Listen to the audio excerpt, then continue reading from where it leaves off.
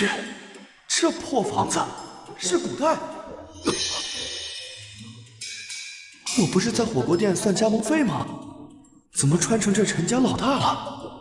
这原主还一直惹是生非。可以，但是你得先救我千儿。娘，清河，娘也没几年活了，以后还得是千儿照顾你。这才识相啊！来，赶紧签字画押吧。不用了。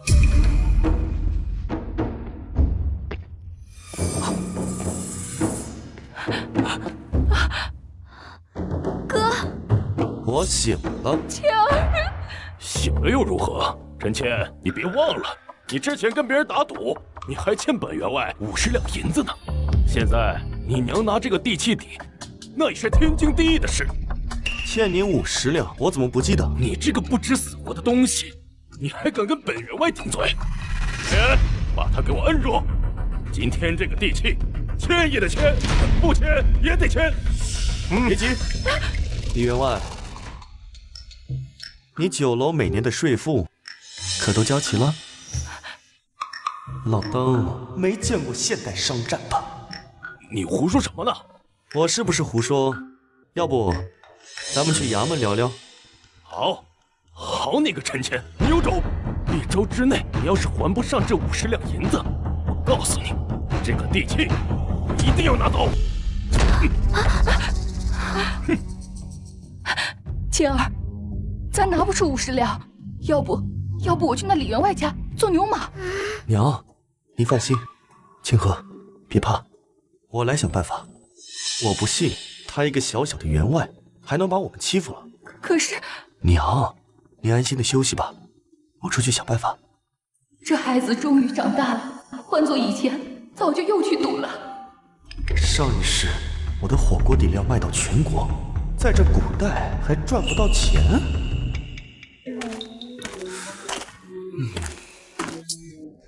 哎呀，可惜了这上好的配方，现在问题就出在牛油上了。这古代的牛都是耕牛，贵的要死，这可怎么办？二狗有了。谦哥，你就别为难我了，咱关系好归好，但你没抵押物，我真没办法给你贷款。你不是钱庄核心人员吗？这么点小事也办不好？哎，也不是没办法，就是你得出卖一下身体。你有龙阳之后，我可不卖屁股。什么屁股啊？我说的是我们钱庄新推的新业务。什么业务啊？你不穿衣服，让我画起来啊，签字画押，就能拿到一笔银子。我操，这古代都有英雄带了，你们老板真是个天才。就他了，你画的什么玩意儿？有那么小吗？给我画大点儿。要不换个角度？嘿嘿，哎，这个角度不错。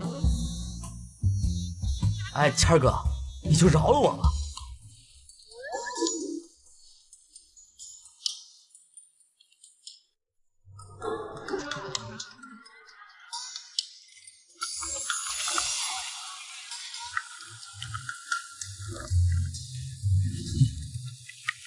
哥，这烂乎乎的东西真的有人买吗？我这火锅又香又辣，大家肯定抢着买。那你买肉的钱从哪来的呀？这是商业机密。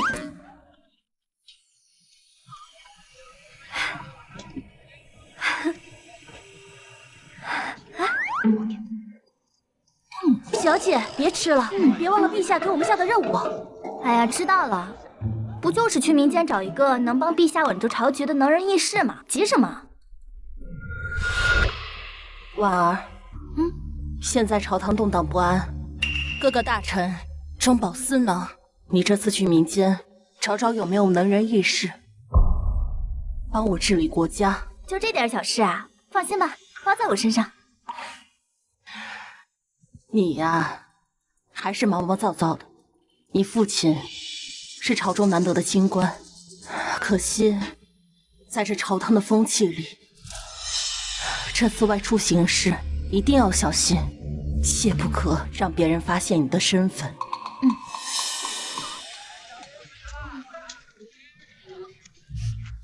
什么这么香啊？小姐，谢谢。呀，这吃食新鲜，看起来又香又辣的，不知道吃到嘴里会不会有一股怪味啊？姑娘放心，这个叫火锅，是我老家的特产，素的1文，荤的2文，我给你拿一串尝尝。好，来。要是不好吃，不要钱。好好吃啊！谢谢。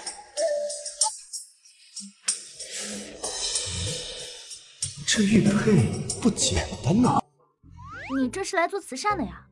这世道啊，孩子讨口吃的不容易，不差这一串的钱。这小子倒是蛮善良的。给我来一串，给我来一串。拿好啊，一个个来，一个个来。我也要。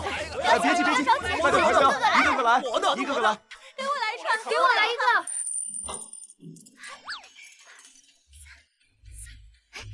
哥，不到2个时辰你就赚了100多文，你真厉害。这算什么？以后啊，哥肯定让你和娘过上好日子。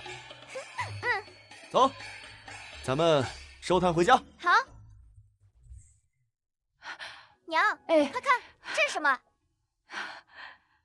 哎呦，千儿，你这是干啥呀？你那钱得存着，那还得还李员外的债呢，花我这老婆子身上干啥呀？谁说您老了？我娘可是这村里最美的。再说了，以后你儿子能赚更多银子，不差这点买布的钱。好孩子，你是真的长大了。老板，今天再给我多拿几串。您真是我的忠实顾客啊，马上就好。您先坐会儿，我马上就来。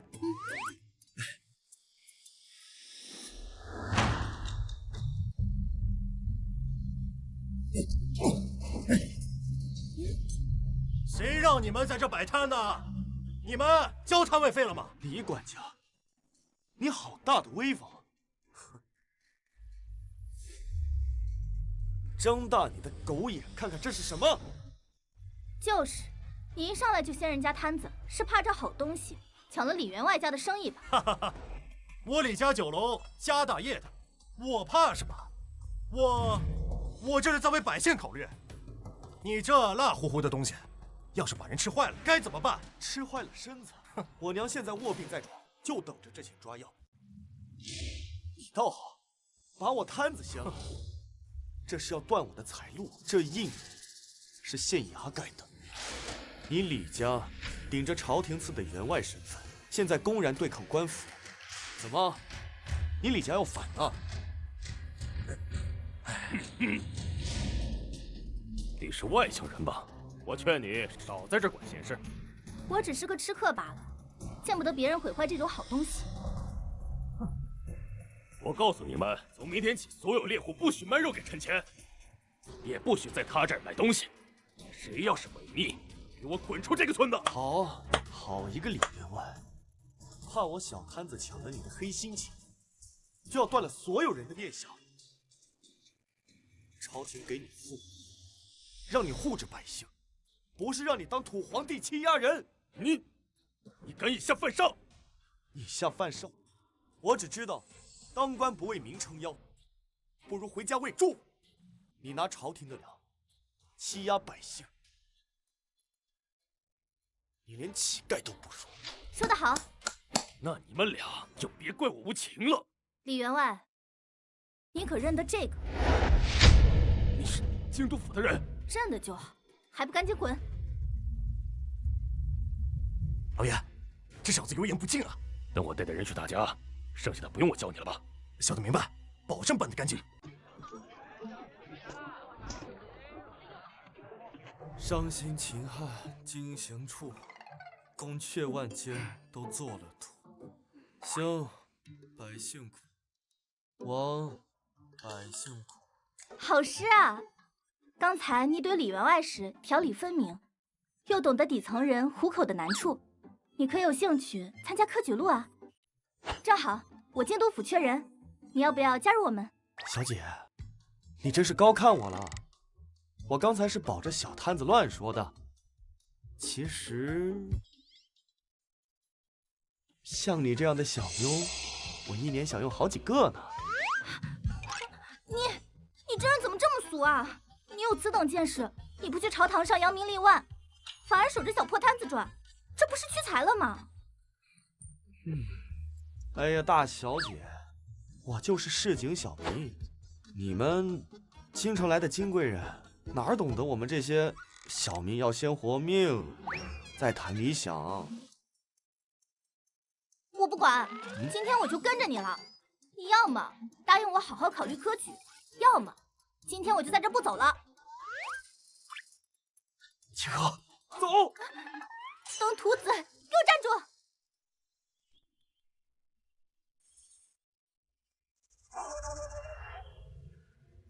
娘！我在这，我在这。娘，你怎么样？怎么了？我扶您起来。母亲，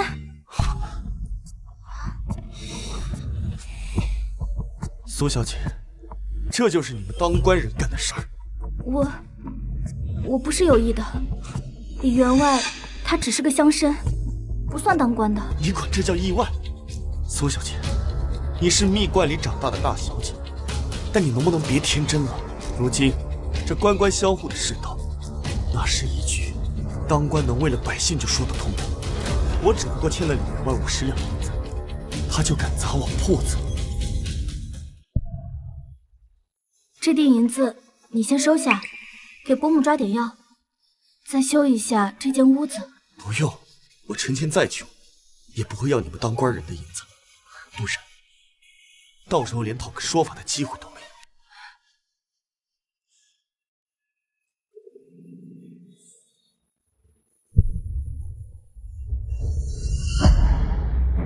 小姐，她说话也太过分了，不怪她，是我们没做好。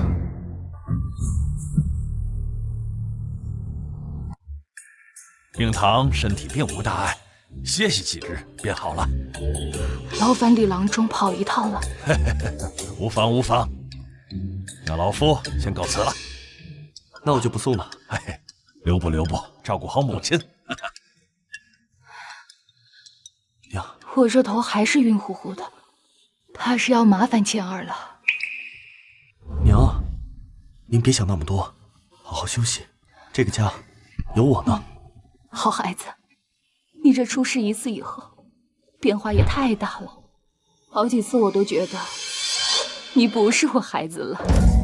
好敏锐的直觉。陈谦兄弟，陈谦兄弟，听说你母亲受伤了，俺过来看看，没事吧？还好，没大事。没事就好。陈谦兄弟，你那个火锅摊还出不出摊了？俺媳妇昨天还念叨着想再吃2串荤呢。现在村里这帮叔叔婶婶都等着跟你学做火锅呢。加盟，这古代人倒是有生意头脑，正好能扩大规模，还能让村民帮着对抗李员外，一举两得。婶婶没有心了，这火锅配方是可以教，但是你让我琢磨琢磨，毕竟食材和底料也是要成本的嘛。哎，这我懂，这我懂。只要能学，你放心，该给的钱绝不含糊。你这个废物！苏儿都已经把信寄到京都去了，这要是巡案知道了，那我这个酒楼跟地契可都没了。苏儿他真敢把信寄到京都去，巡案只要一来，那我这酒楼偷税的事儿，还有咱们强占村民地的事儿，那不都得露馅儿啊？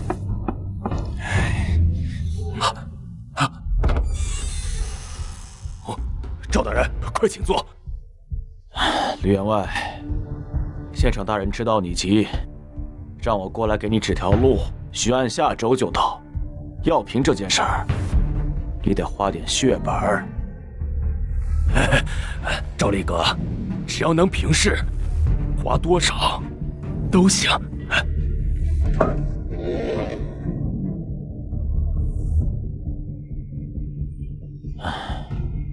第一，你让人到镇上跟那些盐铺和肉铺打好招呼，凡是给陈谦供应食材的，要么涨价3倍，或者是直接断货。没了食材，他火锅加盟就成了空话呀。第二，县城大人会以修河堤的名义让衙役去收摊捐，陈谦还有那些加盟的村民连按营收交3成，他要敢不交，就扣他一个抗捐阻攻的罪名。好，还愣着干嘛呢？赶紧去办。好的，老爷，小的现在就去安排盐铺和肉铺。慢着，记住，别留痕迹。是。悬案如果查到了县城大人的头上，你跟我都没好果子吃啊！是。陈谦兄弟，你这个加盟规矩琢磨的咋样了？周树李婶都等着呢。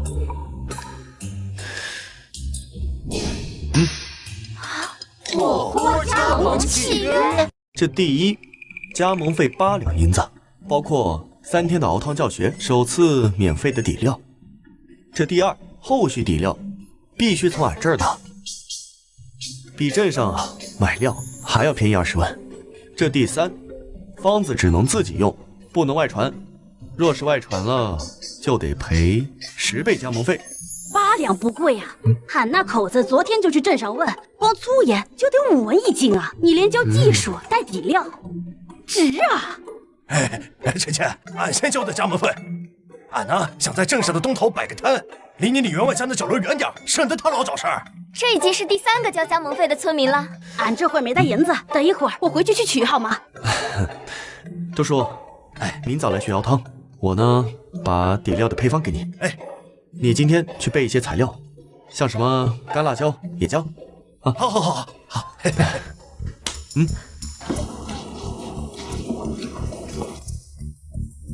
刘老板，来3斤野猪肉，要带点肥的，熬汤香。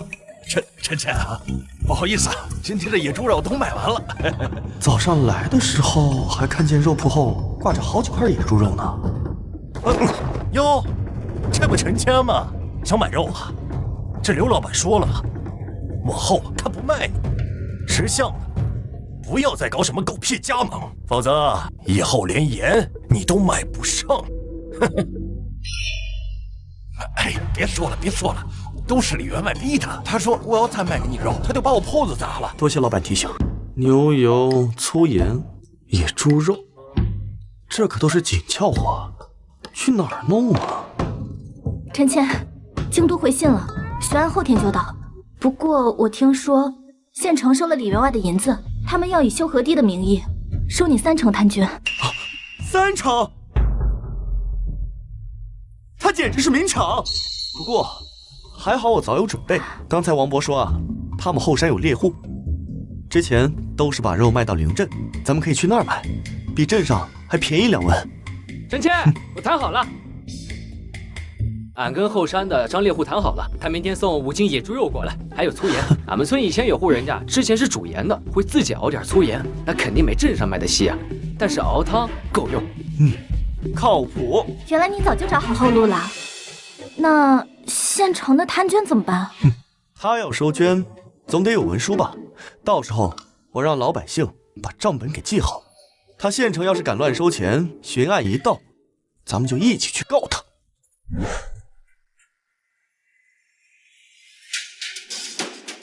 陈谦，给我出来！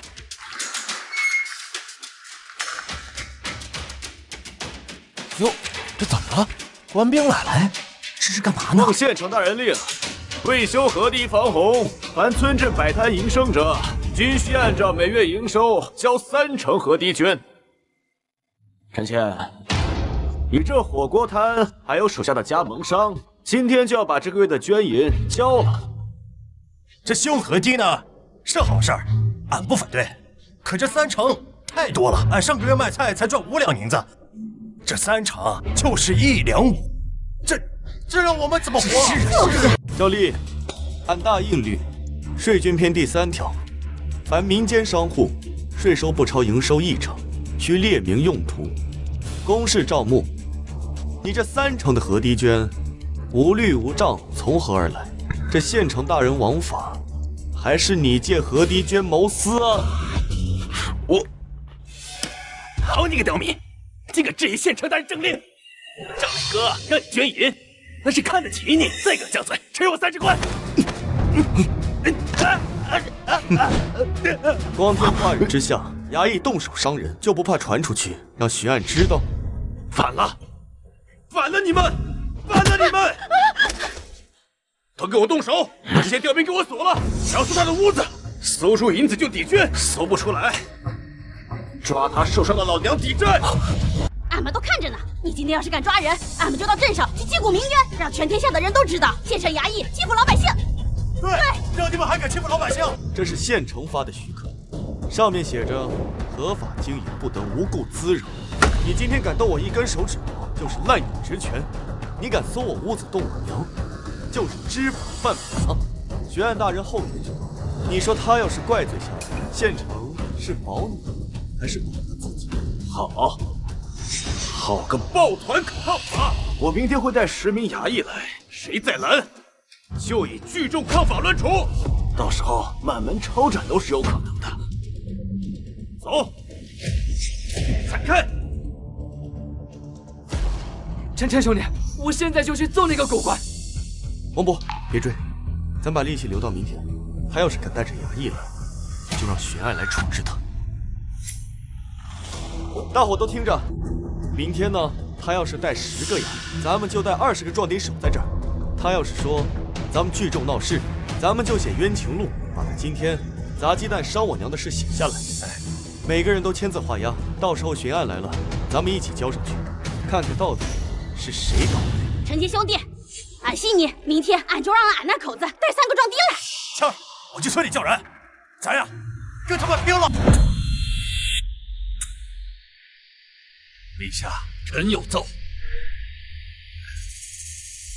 小女婉儿昨日传回密信，言在清溪县民间寻得一位能人，此人善用心策谋生，更能团结百姓，对抗地方恶势力，或是能助陛下稳固朝局，可用之人才。只是如何？据婉儿说，清溪县李员外与县城疑似刻意为难这孩子，不仅断其食材，强征重捐，更是派人闯宅伤人，恐会折损这等人才。陛下，臣以为此事有蹊跷，答应官员皆为陛下遴选，个个清廉奉公。清溪县城和李员外怎么会无故为难一个无名小子？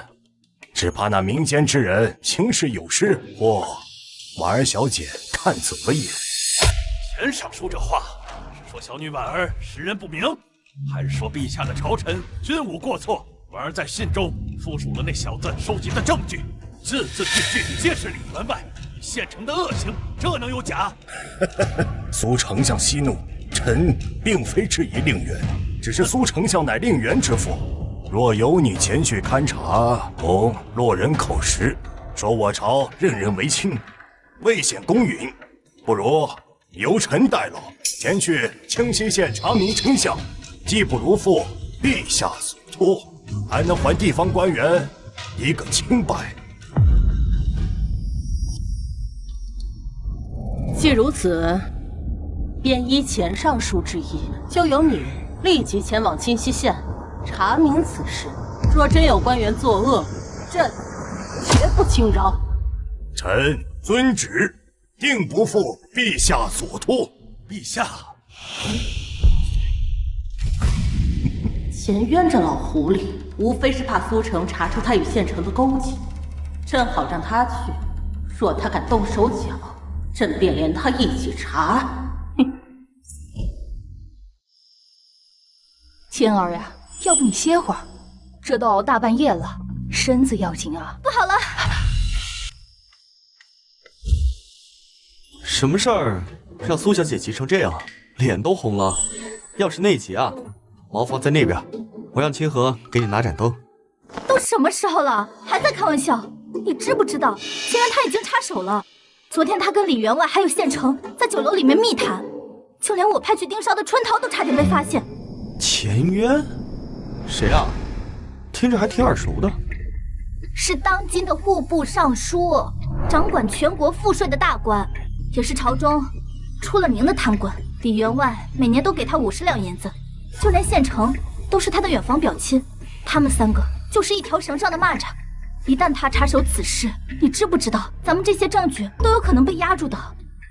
多大点事儿啊！哥们走的是群众路线，等明天学案到了，我就让你知道，到底是他的官威大，还是咱们百姓的声音大。陈谦兄弟，你这话说的在理啊！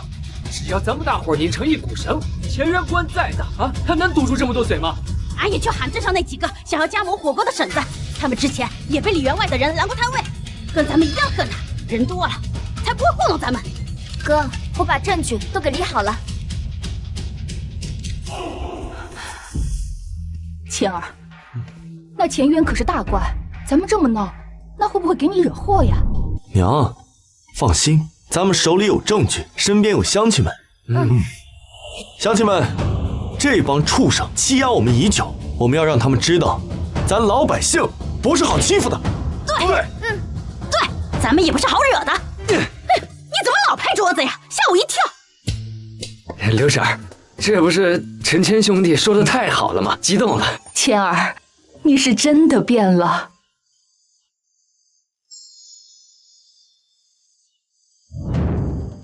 原来这就是群众路线，靠老百姓的力量，比我手里的玉牌还管用。钱渊他在朝中关系多，但是他是不敢跟这么多的老百姓公然对抗。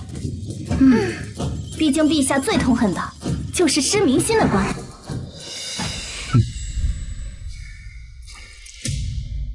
钱尚书，那个陈谦，他老撵着村民不放，还在凑什么冤情状？这悬案明天一到，他要是翻出旧账，哎呦，那可如何是好啊！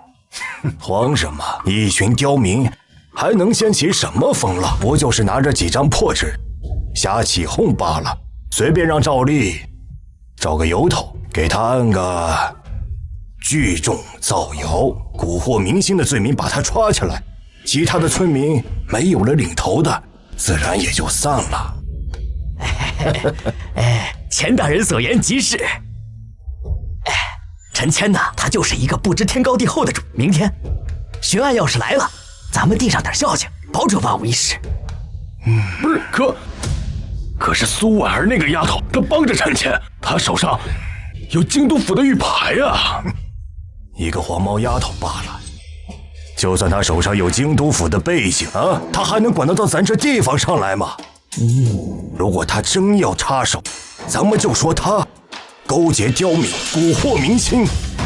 陛下罪忌外戚干政，他父亲苏丞相本就招人忌惮，正好咱们借这一次，好好压一压苏家的气焰。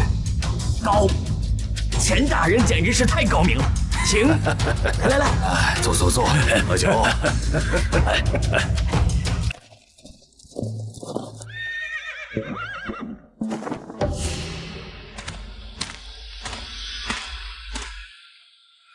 陈谦，滚出来！陈谦，限你半个时辰之内交齐3成捐银，再让那些加盟商把钱凑齐，否则将按抗捐祖宗论处，连你那受伤的娘也要抓去衙门抵债。县丞大人，税捐篇写的明明白白，凡是商户只要交1成税，你这3成无凭无据，怎么你要公然枉法？放肆！县丞大人的政令就是法，再不交捐是砸你的破屋。怎么这样？太可恶了！这样。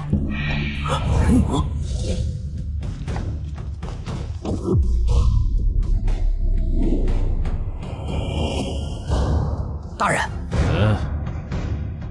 大人，你可算来了！陈谦那个刁民聚众抗捐，还污蔑下官，跟县丞大人说我们贪赃枉法。大人，你得为我们做主啊！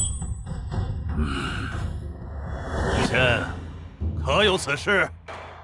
大人，这李员外与县城勾结，他们一方面断我食材，派家丁砸滩伤人，另一方面又借修河堤之名强收3成重税。这是证据，请您明察。陈谦，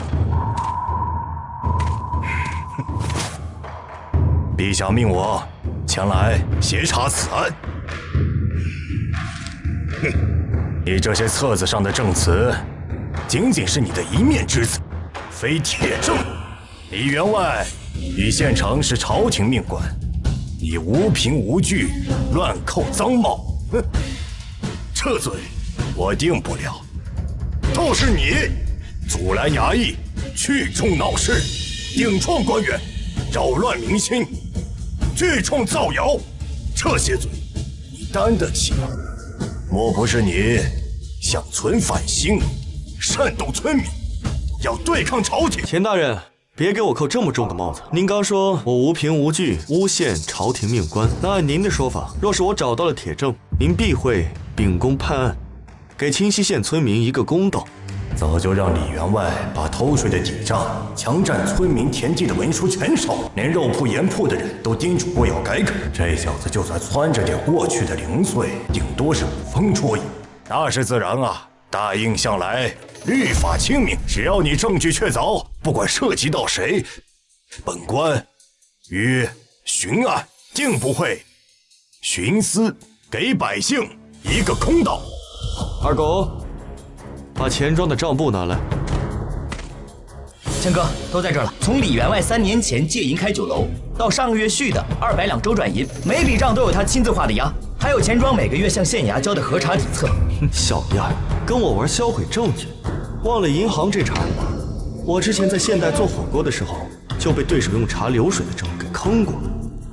李员外，你说你的酒楼从未偷税漏税，可你去年跟钱庄借了300两，说是填补银缺，可你上交的税单，去年分明盈利了500两，中间这差的200两，我问你去哪儿了？你们混同好的，这个账册是假的。二狗啊，你这个吃里扒外的东西，我每个月给你那么多好处，你看这人，你坑我！谁收你好处了？这是我记的流水账，去年你借银100两，说是进肉，结果转头就送给县令做寿礼。要不要我把县城家的管家的收条拿过来呀？大胆刁民，胡说八道！巡案大人，此为京都府信物。李员外不仅偷税，而且去年还强占王伯3亩良田，盖酒楼后院。上个月还把陈谦的火锅摊给砸了。春桃亲眼所见李家家丁动手，此刻人证就在人群之中。钱尚书，现在证据可确凿了？这群废物，李员外和县城连几个村民都镇不住，还让苏婉儿拿着玉牌凑出来挡路。这要是真查下去，万一牵扯出我收孝敬的事儿，先顺着台阶下，再想办法脱身。证据确凿啊，确凿就确凿呗。既然人证物证确凿，那就有劳巡案大人秉公行事啊，还清溪县百姓一个公道啊！别让百姓说咱们朝廷官员官官相护啊！大人，放起来！我们赢了！钱大人，就这么便宜他了？这事没那么容易结束，过段时间你去找些人。是。陈谦哥哥，是不是以后李员外再也不敢抢俺家的萝卜了？对，我们赢了，以后呀不会有任何人欺负我们。你家的萝卜想怎么卖怎么卖。晨晨兄弟，以前啊我们都是被欺压的份，今天终于出了口恶气，咱们赢了，以后就跟着呛。跟着陈谦干。今天的事儿不是我陈谦一个人的功劳，与大家的努力分不开。这样，今晚我在我家后院吃一摊火锅，大家全都来吃，食材管够，一文不要。吃火锅！吃火锅！吃火锅！我家有肉，我家有酒。吃火锅！吃火锅！陈谦哥哥，陈谦哥哥别睡了。陈谦兄弟，快醒醒，大好事啊！隔壁李家庄张村都托我给你带个话，瞅着咱村火锅摊啊，我的发烫也想加盟。这是他们加盟请求，这是大好事啊！咱们村要成为大名鼎鼎的火锅村了。那是，加盟的事交给你了，每个月收银子，清河呢就负责去供货。好。呀，陈老板现在真是躺着赚钱，看来以后我找你还要排队喽。你这小妞说话怎么这么大怨气？我看你平时火锅也没少吃。一码归一码。对了，参加我们京都府的事情考虑的怎么样了？哦，不去。为什么？现在所有的活都是清河和二狗还有王伯帮你做着，你就不想为百姓多做点事情吗？大小姐，我放着好好的火锅摊老板不干，我去京都府凑什么热闹？你要知道，这官场的规矩啊，比我火锅底料都复杂，我不想给自己找事儿。陈伯母，你看他。婉儿，千儿是怕后边又遇到什么事情，我们处理不了，你就再等些日子，说不定过2天他就想通了。还是陈伯母比较好，不像某些人啊，每天端着个大架子。这段时间我就赖在这儿了。火锅给我管够啊！知道了，大小姐。你再想想，钱渊他在朝中势力庞大。只靠火锅店没有办法护住村民，只有进京都府才能拥有与之抗衡的力量。陈谦，陈谦，陈谦，陈谦，老小被别人大臣所用了。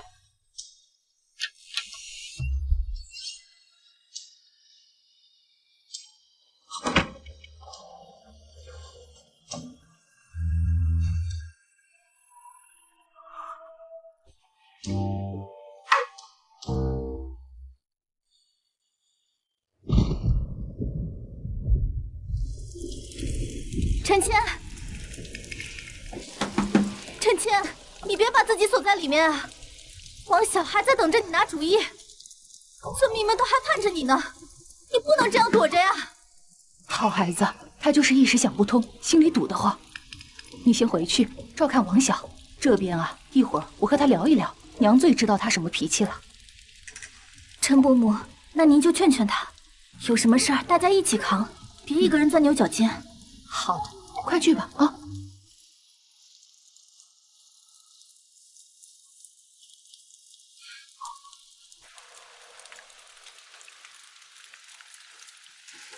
谦儿，谦儿，娘给你送粥过来了，熬了半个多时辰呢。你最爱喝的小米粥，不吃可凉了啊！娘来给你送点吃的。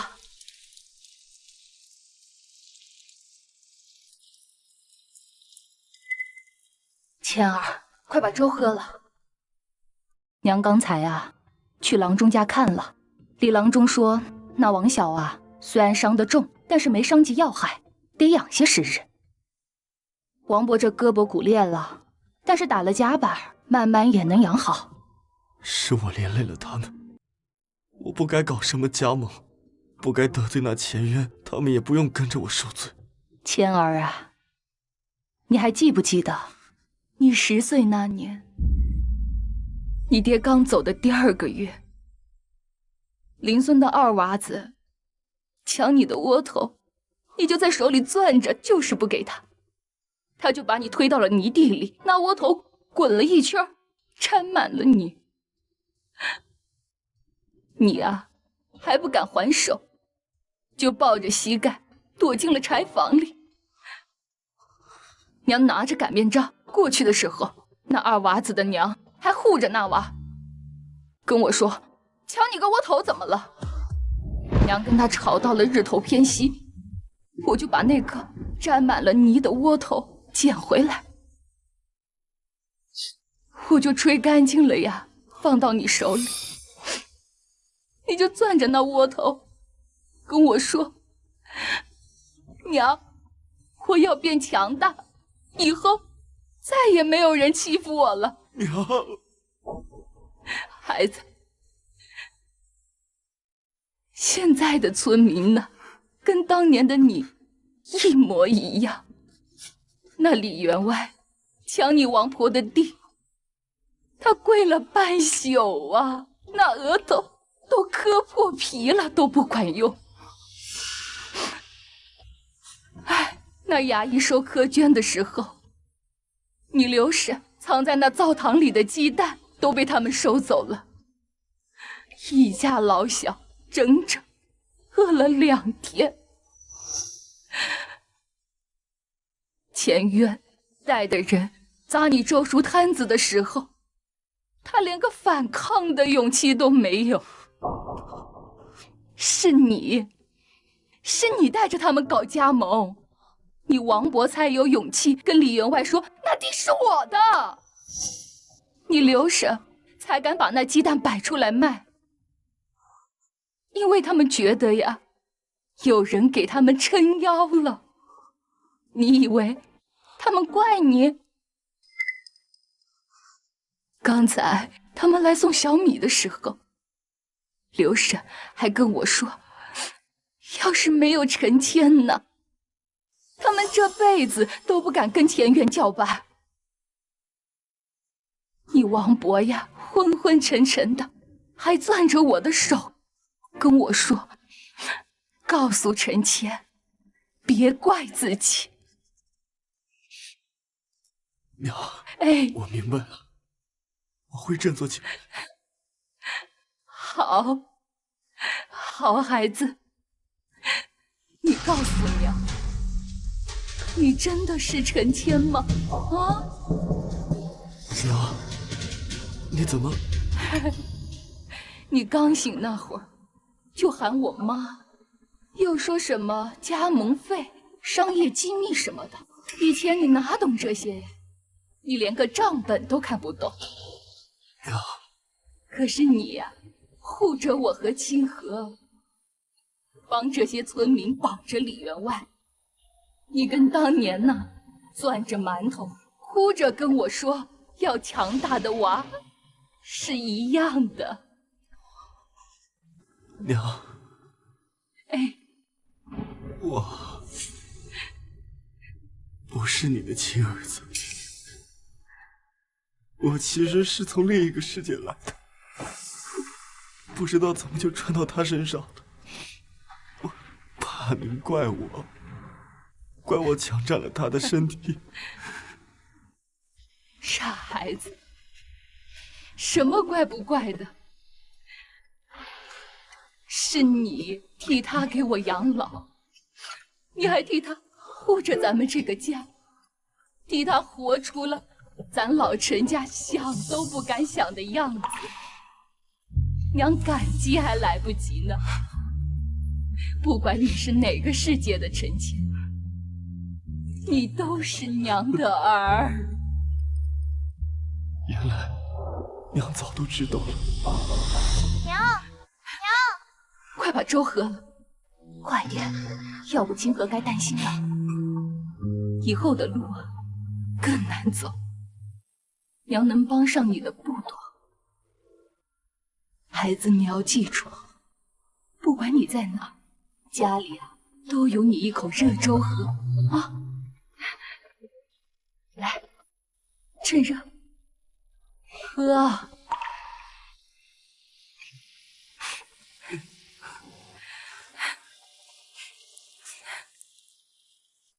第三，方子只能自己用，不能传给外人。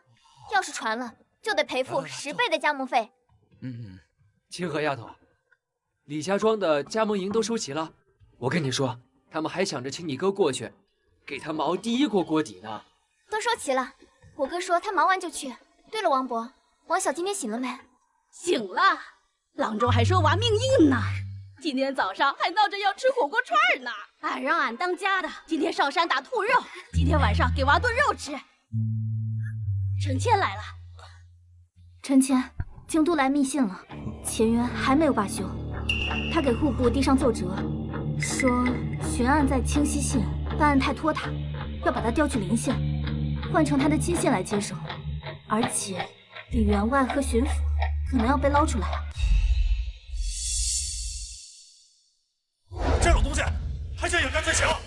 咱们好不容易把这个县城和李员外揪出来，绝对不能让他翻篇，不能让他翻篇。田园想要换巡案，咱们就偏偏不让他换。对，没错。苏小姐，能否写封信回京都，就说田园想要换巡案，掩盖罪行的证据，把他告诉令堂。我已经让春桃去送信了，但是我听说钱渊他在朝中势力庞大，光靠送信可能还不够。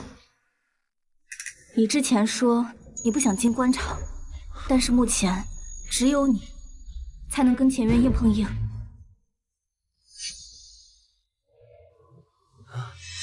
婉儿，我决定了，我和你去京都府。哥，你……从前我觉得做火锅加盟就能让大家过上好日子，可钱渊让我知道，没有实权，再大的家业都护不住。哎，只有我进入官场，把这些贪官污吏彻底清除，才能让火锅摊，让大家真正的安稳下来。好，臣妾，我支持你。对，支持你，对，支持你，支持你，没错，就是你去吧。家里加盟的事有俺们呢，我们都支持你。等你当大官，看谁还欺负咱。钱渊，你想跟我斗，那就来吧。这次我不仅要护着村民，还要把你这些贪官一个个拉下马。各位，我明天一早就动身。这新巡案来了以后，一开始可能不会做得很过分，大家该经营经营，该交税交税。好，但他若是欺负你们，你们用账本好好的记下来。我在京都有信，会立刻传回来。陈谦儿，你路上一定要小心，如果到了京都受了委屈，就给家里捎个信儿啊！全村都给你撑腰。我们支持你，我们支持你，我们支持你，我们支。我说苏大小姐，你这京都来的马车比我家拉货的板车还颠，再这么晃下去，我腰都要断了。嫌颠啊？那你别坐啊，下去跟春桃一起赶马车。这个糖糕是春桃特意绕路买的，你要是再抱怨的话，我就让他把剩下的全吃了，省得你浪费粮食。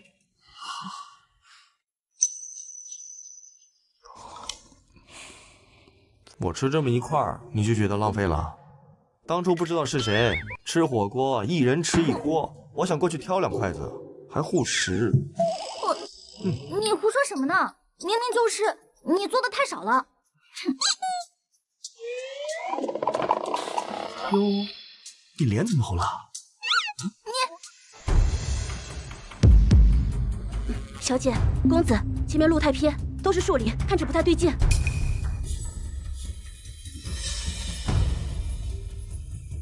哎呦妈呀！哪儿来的毛贼，敢拦京都府的车驾，就不怕掉脑袋吗？掉脑袋？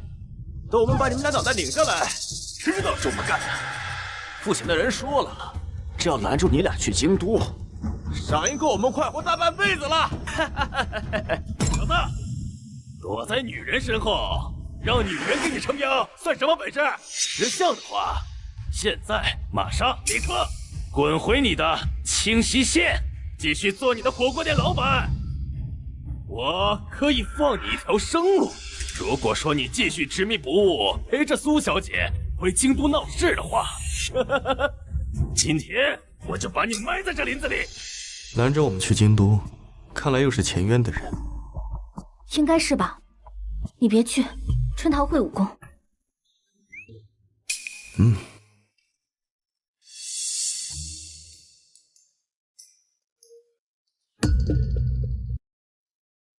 登徒子，都这时候了，还要摸我的手？想和我单挑，你们也配？这样，你们2个一起上。小子你还挺横。好，既然这样，我就对你不客气了。臣妾不要逞强。是啊，我能拖住他们，你们快跑！放心，我有秘密武器。还想跑？你过来呀！找死你！我的眼睛！这就是你的秘密武器。我一卖火锅的，打不过还不能用道具啊，不然我真得挨揍啊！姐，山神庙，快躲进去！走，站住！再跑把你腿卸掉！站住！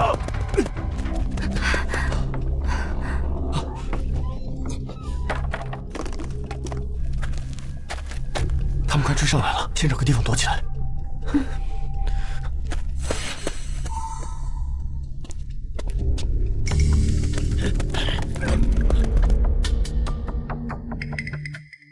人谦，赶快给我出来！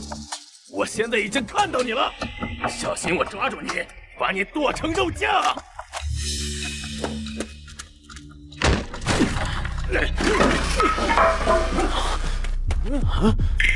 刚刚明明看见有人进来了，人呢？人谦，别躲了，我看到你了。哎，你说你一个大男人家躲在一个女人身后算什么本事？出来吧，人谦！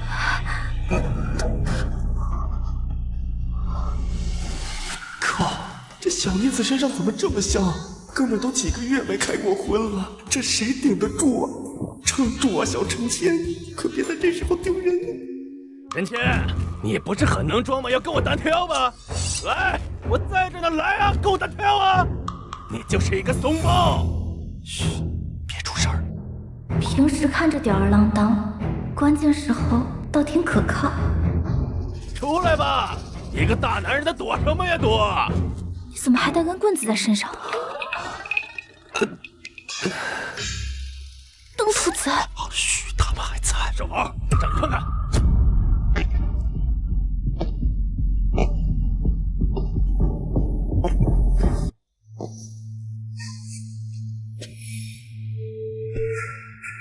我去，我刀呢？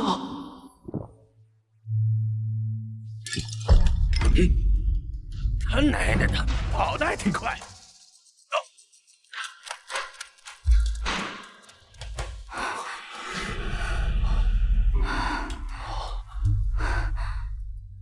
东土子，这种时候还有心思想这种下流的事情？哎，大小姐，我也是个血气方刚的大小伙子，要是没点反应，那才不正常呢。你下次要是再敢这样，我就让春桃把你阉了，然后喂狗。哎呀，我不好，我不好。我扶你下来。不用，我自己来。哎呀，大小姐，我刚要扶你，你不让，现在好了，这脚又摔了。哎，你坐，我来给你看看伤的怎么样。疼，慢点儿。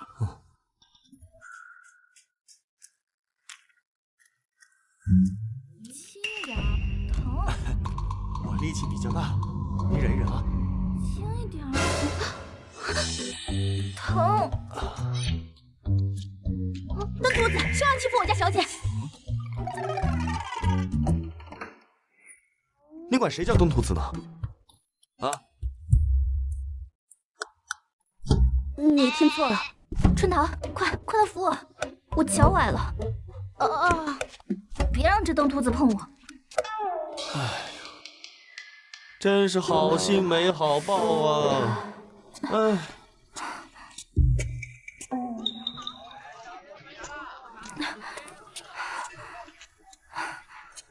哎，这有家药铺，要不先进去处理你的脚，不然到了驿站也走不动。走吧。谁让你多管闲事？我自己能走。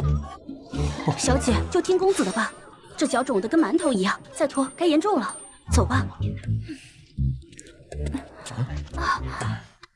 掌柜的，我们有人脚崴了，帮忙看看吧。哎呦，快，坐这儿。我来看看，这只脚吗？脚踝这儿。哎呦，这挺严重啊！我得拿点消肿止痛的，你先稍等一下啊。你们在这等着，我去买几个热馒头，正好走之前垫垫肚子。公子小心点，昨天8连的人说不定还在附近呢。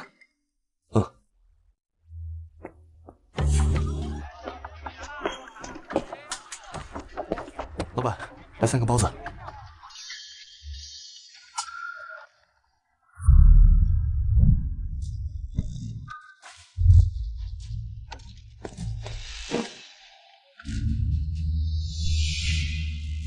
姑娘这是崴得很了，最近尽量少走路，要不然落下病根可就不好了。公子，你怎么了？是钱渊的人，他的手下8连，现在正盯着药铺呢。那怎么办？咱们现在出去会不会被堵住啊？你们莫不是和东边县城的火锅摊有关？我前阵子听一个赶集的农户说的，说那边有个年轻人，带着村民把那个李员外和县城都斗倒了，还敢和钱大人叫板。怎么，老板，你认识？我早有耳闻了，当初一听说这事儿，我就对那个年轻人属实佩服得紧呐。老板，你佩服的人远在天边，近在眼前呢。难道这就是那位？掌柜抬举了。哎呀，那您就是那位陈小哥，我早就听说你的事儿了，能跟关山硬刚，还能护着村民，是条汉子。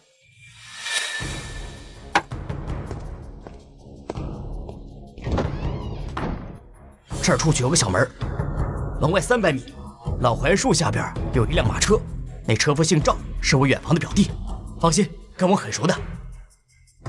你们拿着这个木牌去找他，见到他就说是我让送的。他常跑京都，路很熟，2天左右就能到，比走官道快，还能绕开钱渊的人。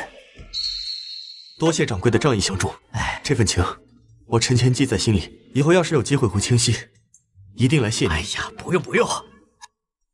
掌柜的，您跟我们说这些，就不怕他们的人报复吗？哎呦，我怕他？您出去打听打听，我们这儿可是给太医供药的，他钱渊算个什么东西啊？行了，别耽误事儿，快走，从后院拆门走，我帮你们拖住他们。记住，见到赵车夫就亮木牌，啊，别多说话，好吧？掌柜的这份情，我会记一辈子。走，这里有没有？快走吧，我自己会走。掌柜的，刚才进来这几个人去哪儿了？哎呦，哪有什么人呢？我这刚开门，还没人进来呢。你少跟我装蒜啊！我亲眼看他们进来的。敢不敢让我搜啊？搜不到我再走。真没人，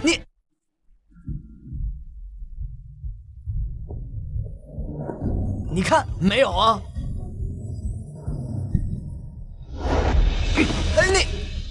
哼，还没有。哎呀，小姐，来不及了，你就快走吧。哎呀！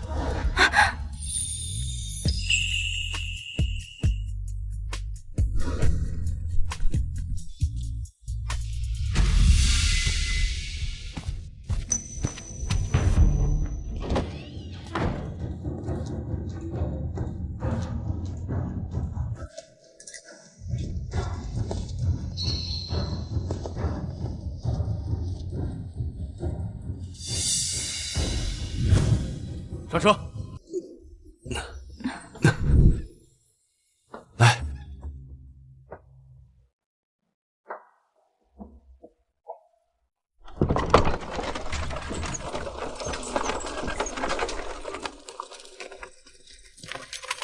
没想到这清溪镇还有这么仗义的人啊！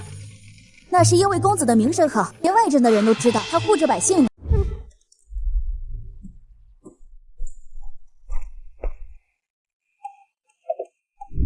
陛下，苏丞相求见，说有清溪县急信。宣，苏丞相觐见。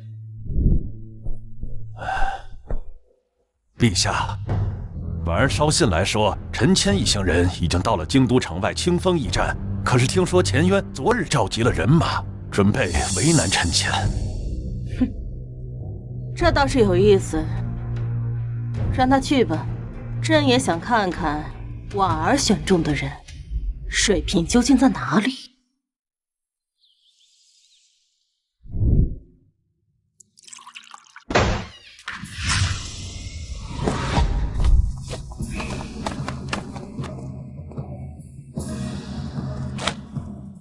陈谦，别来无恙啊！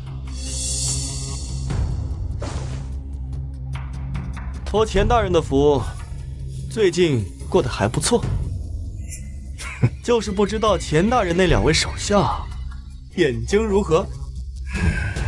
毕竟是大人的得力助手，总顶着一双红肿的眼睛出去办事，倒显得大人管教无方啊。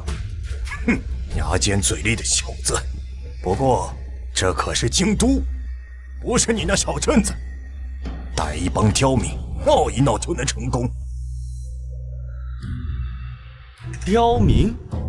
难道没有满足你那些不合理的要求，就是刁民了？我们要不要打个赌？你来与我辩法，我若是输了，便把李员外强占王勃的3亩良田还回去，还得在这驿站门口还，还要当众认错。我若是赢了，你便收拾东西打道回府，顺便将火锅的方子交出来，你看如何？大人请便。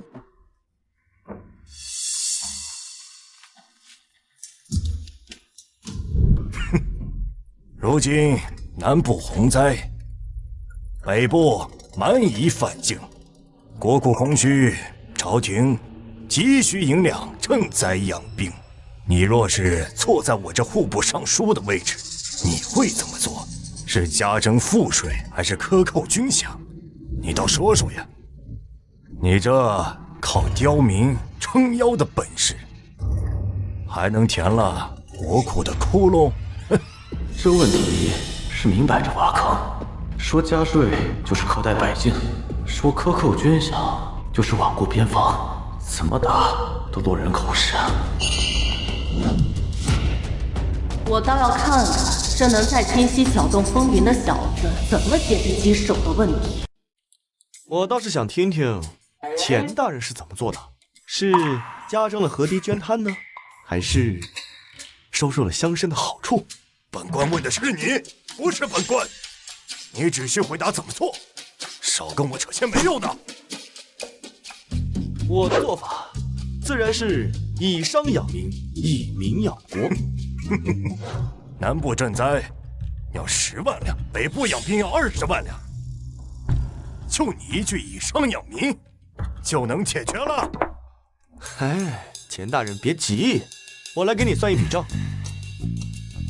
在我来清溪镇开火锅摊之前，村里的农户1亩地除去赋税，只能挣不到2两。但王勃加盟火锅摊，1个月就已经挣了3两银子。我1分税赋未加，只是让百姓多赚了钱，但这朝廷的税赋却上涨了3成。这填补空缺啊，还是要让百姓赚得多，他才能交得多。就你这小打小闹的生意，猴年马月才能凑够啊！钱大人，你看啊，到目前为止，清溪加盟火锅摊子已经有20多家，加上邻县还有10多家在筹备。我预计下个月为止，整个县应该会有50多家摊子，全国有100多个县，每县每户一次交1两税，那么1个月就是5000两，1年可是6万两。这单单只是加盟我火锅店的事儿，如果把这法子用在农耕织田上，那百姓赚的可远远不止这些了。不过是些取巧的法子。取巧的法子？那您的法子是收受李员外50两白银，让他强占王勃3亩耕地，让那县城多加3重重捐。你这是填补空缺，还是挖本朝的根基呀？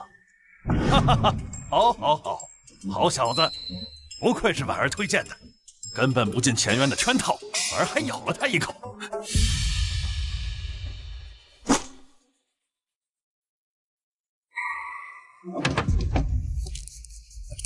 钱大人，要说填窟窿，我这让百姓赚钱的法子，比起您搜刮民脂民膏，可靠谱多了。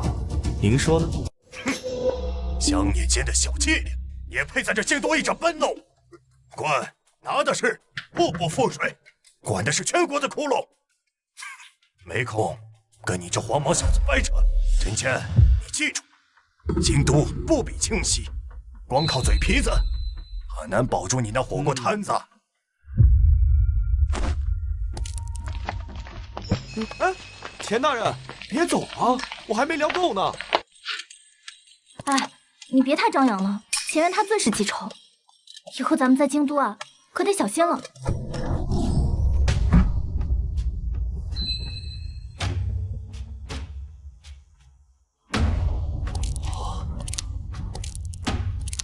慕容姐姐，好小子，真是能言善辩。我早就看他不爽了。我去，你和陛下关系这么近？那当然啦，登徒子，我告诉你，你以后要是再敢欺负的话，我就让我的慕容姐姐教训你。登徒子，这小子看着机灵，倒也确实没规矩。在京都府敢怼户部尚书，现在见了朕，第一句竟是我去。你这朋友胆子倒是比你大。好了，不必整这些繁文缛节，跟我进去吃茶，聊一聊你以商养民、以民养国的办法。陈逍遥，你说的以商养民、以民养国的办法很新颖，很好啊。明日早朝，朕就把这规划图带上去，让户部、工部的大臣都好好议议。若真能以此推行，不仅是赈灾，还是养兵，都能少走不少弯路呢。哎，那当然啦，也不看看是谁带的人。瞧你这得意的样子，尾巴呀都要翘到房梁顶上去了。快带陈谦去后院厢房歇息吧，他从清溪赶过来，一路上都没松过劲儿，也该歇息歇息了。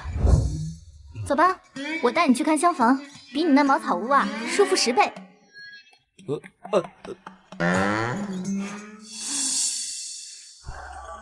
陛下，陈谦这孩子不仅有新点子，更难得的是懂得底层百姓的难处。上次清溪抗捐，他没有只顾着自己，就连百姓的冤情他都一一记了下来。就这份心，比才华更可贵。陛下可要重用啊！朕自然瞧得出他的好，可他无科举功名，又无世家背景，贸然封官，恐怕遭朝臣非议，折了他的锐气啊！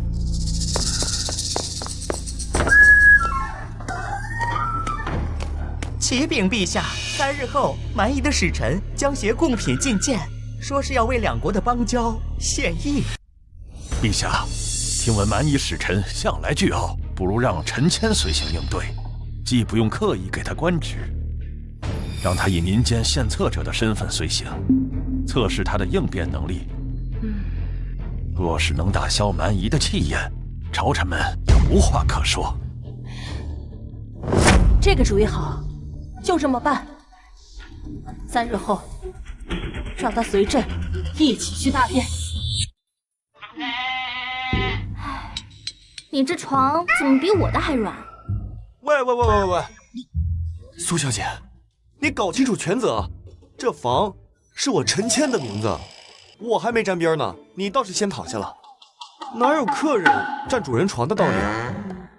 哎，我累了一路护送你，脚还崴了，在你床上躺下怎么了？你要再不走，我可就躺下了。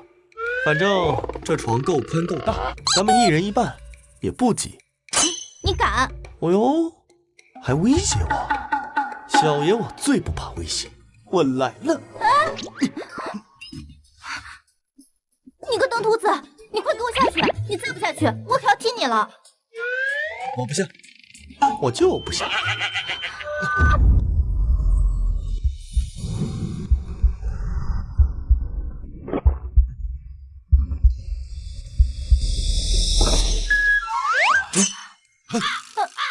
你敢拱我女儿？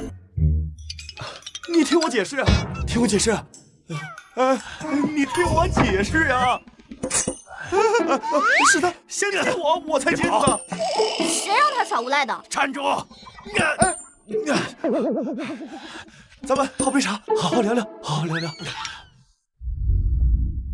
陈小友，刚才是老夫一时冲动，错怪你了。婉儿，你这丫头也真是的，占了陈小友的床不说，也不早点解释，平白无故闹了这场笑话呀！谁让他耍无赖的？没事没事，苏丞相也是护女心切，我能理解，能理解。说正事，我来是告诉你，3日后蛮夷使臣入朝觐见，就是常年在北部边境挑事、崇尚武力的那伙人。我和陛下商量过了，让你以民间献策者的身份随行应对。陈谦，他们那帮人最是蛮横，还喜欢刁难人。你又没习过武，万一他们对你动手怎么办？放心好了，不过是一帮蛮子而已，比不过武力，还比不过脑子吗？哎，你小子，可不准动手动脚啊！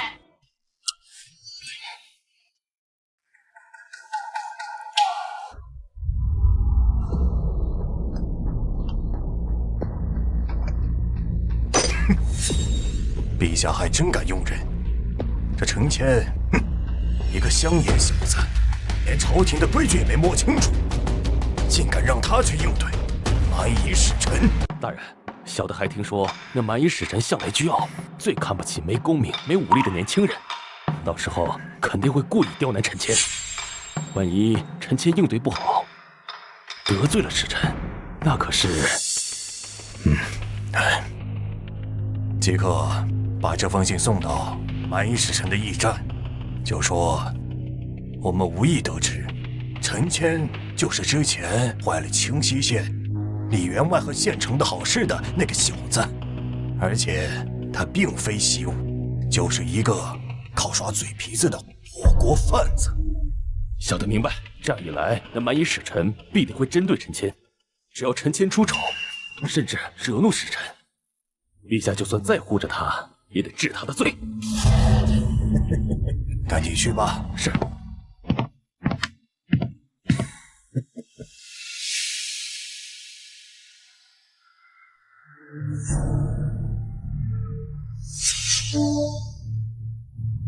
3日后，蛮夷使臣巴图携贡品觐见，此次他们来者不善，既为邦交，也为探我大印虚实。可有哪位亲家愿出面应对？既不失我朝体面，又能看清他们底细呀？哎呀，这去啊！哎呀，这怎么办？这是啊！陛下，臣举荐陈谦。此子虽无功名在身，却甚是心思活络，懂民间疾苦，更擅长用巧劲化解难题。若让他以民间献策者的身份对应蛮夷，这样避免了朝臣直接与蛮夷之间起冲突，又能让巴图见识我大印民间有能人，比派武将岂不更妙？妙！你错他先试试。陛下，臣认为不可。那巴图乃蛮夷首领，常年征战，最崇尚武力，而陈谦只不过是个乡野小子，连弓都拉不开。要是巴图故意刁难，与他比剑比力气，他拿什么应对？万一应对失当，蛮夷可能会当场掀桌子。到那时不仅邦交破灭，我们还得派兵守边境。说的没错，这风险实在是太大了。陛下，钱大人说的对，陈谦无职无衔，让他去应对使臣，确实显得我朝无人，恐遭蛮夷耻笑呀！对呀，没错呀，说的没错，说的对呀，说也对。陛下，臣倒是觉得，正因巴图崇尚武力，才该派陈谦去。陈谦虽无武力，却有极智，他能在清溪县以弱胜强，定然也能应对得了巴图的刁难。而且以民间人的身份去，既能让巴图见识到我大印朝堂不仅有贤臣，大印民间亦有能人，并非只靠武力立足。对呀！诸位爱卿不必争论，朕意已决。3日后就让陈谦以民间献策者的身份随行觐见。前亲家的担忧，朕自然知晓。苏亲家你让陈谦提前做好准备。若是蛮夷为难，许他便宜行事，不必拘泥于朝堂规矩。臣遵旨。退朝！吾皇万岁！万万岁！监中已经把信送到了，陈谦，你就等着好看吧。婉儿，前阵子听你爹说，你从清溪寻了个能人，不仅能做火锅，还帮助百姓斗倒了恶绅。是啊，娘，他脑子可灵了，就连李员外那么难对付的人，都被他治得服服帖帖的。那这孩子今年多大？家里面还有什么人？可有婚配呀？哎呀，娘，我跟他只是顺路一起回京都，不算很熟的。那伯母好，听婉儿说您也特别喜欢吃辣，这不带了些食材，特意来看你。哎呀，你这孩子来就来，还拿东西啊？那你们聊，我让下人把东西准备一下。你来干什么？我天，你怎么说翻脸就翻脸？我好心好意拿火锅给你吃，你还不领情？一会儿你这火锅别吃了。那不行，那如果你诚心邀请我的话，我还是会尝一尝的。爹，陈谦小友也在啊，我正好有事情跟你说。伯父请讲。密探刚从蛮夷的驿站回来，钱渊的手下偷偷塞了封信给巴图，信里明言要在3日之后故意刁难你。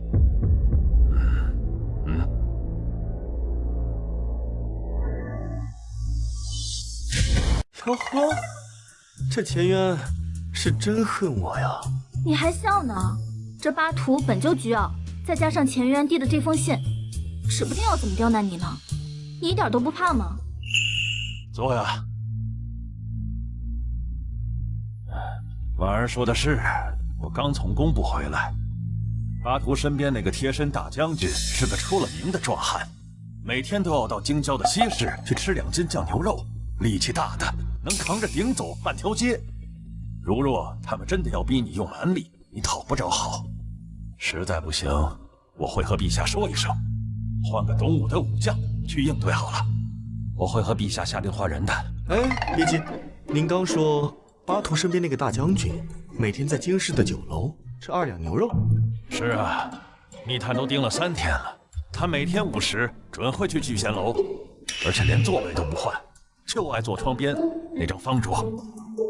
那我可要会会了。都回家了，就别再聊朝中的事了。快，先吃饭。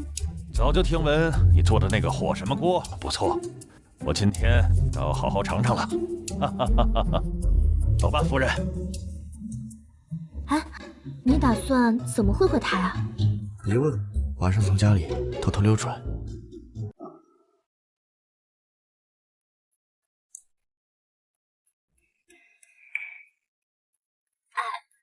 那边那个就是巴图鲁，你要怎么会会他？别急，还没到时候。这破地方的肉，嚼起来跟木头似的，连我老家草原上刚宰的羔羊腿一半都比不上，还敢称聚贤楼？呸！好机会，你看着吧。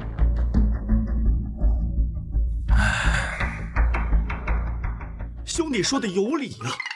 这聚贤楼我来过3回，他家牛肉每次炖的太柴太干，一点嚼劲都没有。咱们食肉之人看法也是相似的。你哪来的瘦猴子？也敢跟我巴图鲁搭话喝酒？你就不怕我一拳把你打楼下去？您就是巴图鲁大将军？久仰久仰，早就听人说，这鞑靼部落有一位力能扛鼎的将军，懂酒食肉。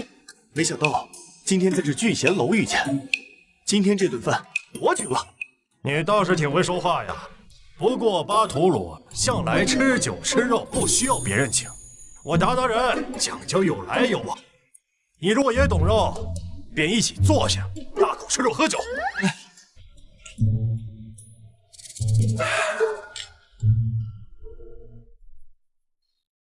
将军豪爽，我看得出，将军是从底层一步步爬上去的英雄好汉。自幼在某一方面便有过人的天赋，可惜从未被发掘，最终在实现自我抱负的途中屡遭挫折，偶遇强敌，勇攀高峰。别人都难以望其项背，很难想象以后这个世界要被你如何的震撼、恐惧。知己啊！真没想到中原的猴子竟如此这般懂我。还好我以前喜欢看小说，这套路套用哪个将军都能用啊。怎么了，兄弟？我曾经和村里人学过观气之术，那是一种巫术。将军，坐下来说。将军，表面上看你硬得像块石头，刚才连喝3杯烈酒，脸都不眨一下。可是刚说到漠北草原，您的眼尾动了一下，那是您内心最柔软的地方。虽然您在部落装得无坚不摧，可是到晚上看着草原的星星时，也会觉得寂寞孤独。胡说！我是部落大将军，怎么可能孤独？您刚刚吃完这盘泥，我看见您把骨头上的肉都剔下来又吃了下去，这是过苦日子的人才有的习惯。您从草原的地层一步一步往上爬，一定受尽了委屈。您周围那些贵族子弟，他们说您是放羊娃，那个时候您的拳头攥的都得出血了，要把羊咬碎了咽进肚子里。哪怕您打了胜仗，也不敢过分喜悦，怕别人说你是得意忘形。兄弟啊，你这是我的知己啊！草原的人，没有人懂我。没想到在中原的客栈里，都让你给看破了。我借你一碗。现代那套狗来了都能种2条的语录拿出来，真是碾压！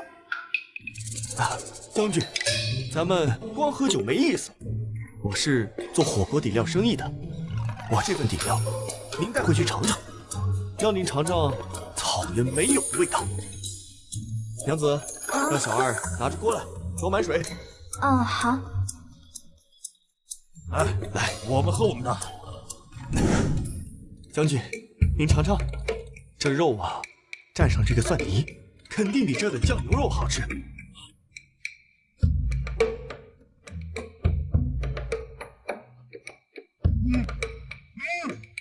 那好吃好吃。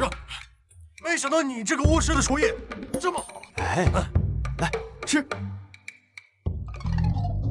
不瞒您说，您最近怎么了？3日之内有血光之灾。血光之灾？兄弟，你这话是什么意思啊？是我在中原要出事，还是部落里有人害我？这灾呀，不在草原，就在这京都，还和朝堂上的算计有关。这几天你是不是见过中原官员的手下？和您说3日之后觐见之事。你怎么知道？那人确实跟我说，觐见的时候，要是逼得中原人出手，就能让你们的陛下重手大部。哎呀，这哪是帮你，这是把你当枪使啊！就算3日之后你去了比试，不管输赢，那个人一定会到陛下面前说您的坏话。到时候不仅邦交不成，您能否安全回到草原，都是个问题。将军冷静，既然臣妾能看得出来，那么他一定有解决办法。对啊，兄弟，你既然能看破灾难，肯定有办法化解。求你救救我，我要活着回草原看我刚出生的儿子。您先把这底料带回去，连续3天在申时熬羊肉吃。我这底料里啊，有驱寒的成分，能消除您眉宇之间的晦气。至于这觐见嘛，您就称病不去，让巴图将军带您去。可我要是不去，会不会让陛下觉得我达达部不重视邦交啊？您的性命比政事重要啊！再说了，这巴图将军英勇善战，善通人情世故，让他去，绝对比您硬碰硬合适多了。咱们还想把草原的羊卖往中原呢。对呀，通商啊！哎呀，我怎么把这茬给忘了？兄弟，你说的对，命在我才能帮部落赚银子。将军啊，您把我这底料带回去，您要是觉得好吃，和部落周围的人推广推广，以后啊，草原的羊肉往中原运，我的底料往草原卖，咱们就是双赢，这比朝堂上那些勾心斗角强多了。兄弟放心，回去肯定帮你好好宣传。来，我敬你一个。来，那我就先告辞了。走了。哎呀，搞定了！前渊想借刀杀人，反而帮咱们打开了草原的销路。也就你能想出这种用火锅底料来化解灾劫的办法，还顺便做了笔生意。可是，这火锅底料真的管用吗？哎，有没有用不重要，重要的是它信你。再说了，我这火锅底料这么香，说不定在草原真能火起来。邓秃子，谁让你靠我这么近的？还有，刚才叫我什么娘子，油嘴滑舌，只有巴图鲁那种憨直性才会相信你的鬼话，真以为自己是巫师啦？哪有巫师有这么好的手艺啊？刚才你吃这肉的时候啊，我看你眼睛都直了。如果草原真卖上底料，我看你比那巴图鲁还急。我才不会呢！再说了，你刚才乱叫我娘子，要是被我爹知道，有你好果子吃。走了，明天还要去朝堂呢。不知道前渊这坏小子还憋着什么坏水呢。我当然不能让我未来的老板娘看着我丢脸。什么未来老板娘？你要是再乱说话，我就让春桃把你那个火锅底料拿去喂狗。轩达达统帅巴图觐见。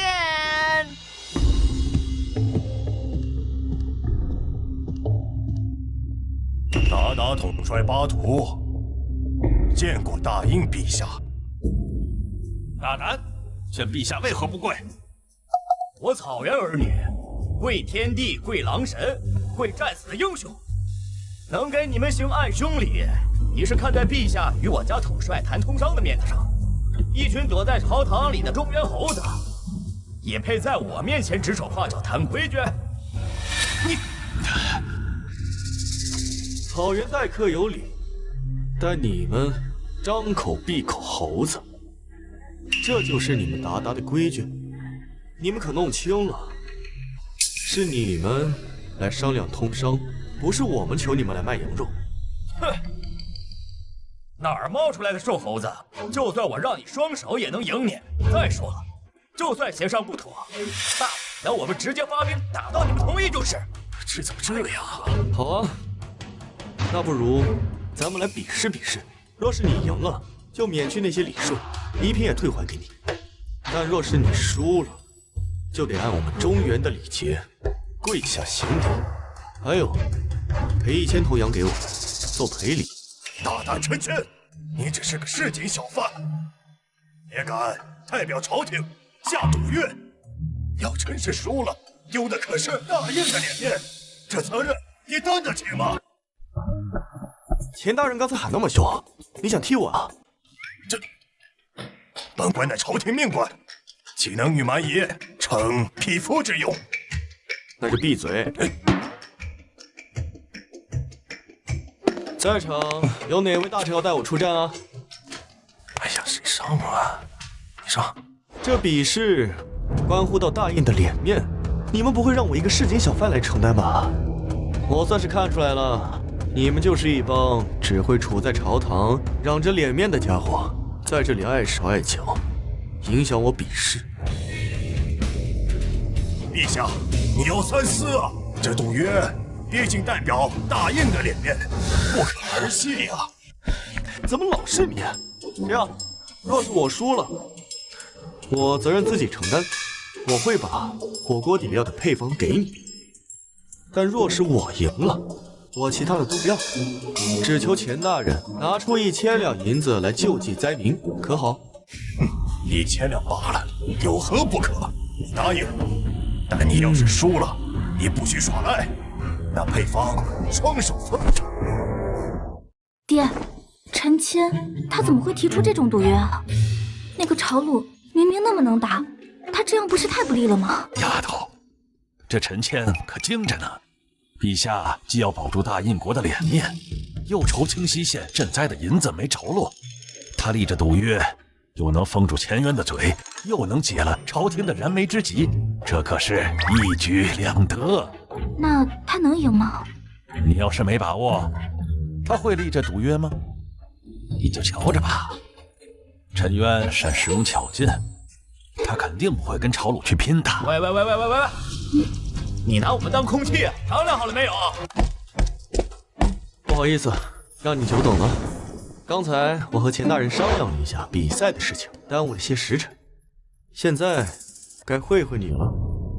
哼，可算来了，那就别磨磨蹭蹭了，咱们就比摔跤。我让你双手，你若能把我撂倒，就算你赢。且慢，您是远道而来的客人，在我们中原有个规矩叫客随主便。既然在我们大印的皇宫底下，自然要遵从我们的规矩。再说了，您用草原带来的法子，不是在陛下面前丢了礼数吗？是不是？我们草原也讲入乡随俗。你说要有中原的规矩，那便有中原的规矩就好，这样我们也赢得坦荡些。好，不愧是草原统领100万雄师的统帅。我的规矩很简单，那就是石头剪刀布。你这是拿打斗当儿戏！我草原汉子的较量怎么能用这种幼稚的法子？陛下，这陈谦简直是在胡闹！比斗关乎国威，岂能拿儿童玩耍的把戏来糊弄？他分明是怕朝鲁，想耍赖。这个登徒子真是坏的没边了，亏朝鲁还真跟他较真。朝鲁兄，刚才统帅都说了，按照我们中原的规矩来，你也没有反对啊。若是你现在反悔，不太合适吧？那便依你。来就来，这中原的玩闹把戏吗？我还能怕你不成？什么？又怎么了？你是不是故意耍我玩啊？我就是想确认一下，你们草原汉子是不是言出必行，一字千金？哼，那还用说？谁不知道？我们草原人最遵守的就是承诺。那记不记得你说过要让我双手？你，哎，看来这草原汉子言出必行的传闻不完全是真的。要不咱们就正常一点嘛，你也不用让我双手，反正也不丢人呐。好，我就让你双手。这蛮子好生无礼。那我可就来了，石头剪刀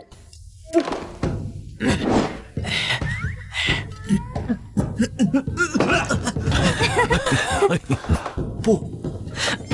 不，好了，我们认输了。统帅，我马上就成了。看看你自己的丑态，在人家大印的殿堂上，这就算赢了，也丢尽了我们草原人的脸。这赢不赢也罢，那就承让了。你小子够机灵啊！用中原人的巧劲儿，这局我们不服。这样，我们3局2胜，敢不敢接？可以，我认同。这局比什么？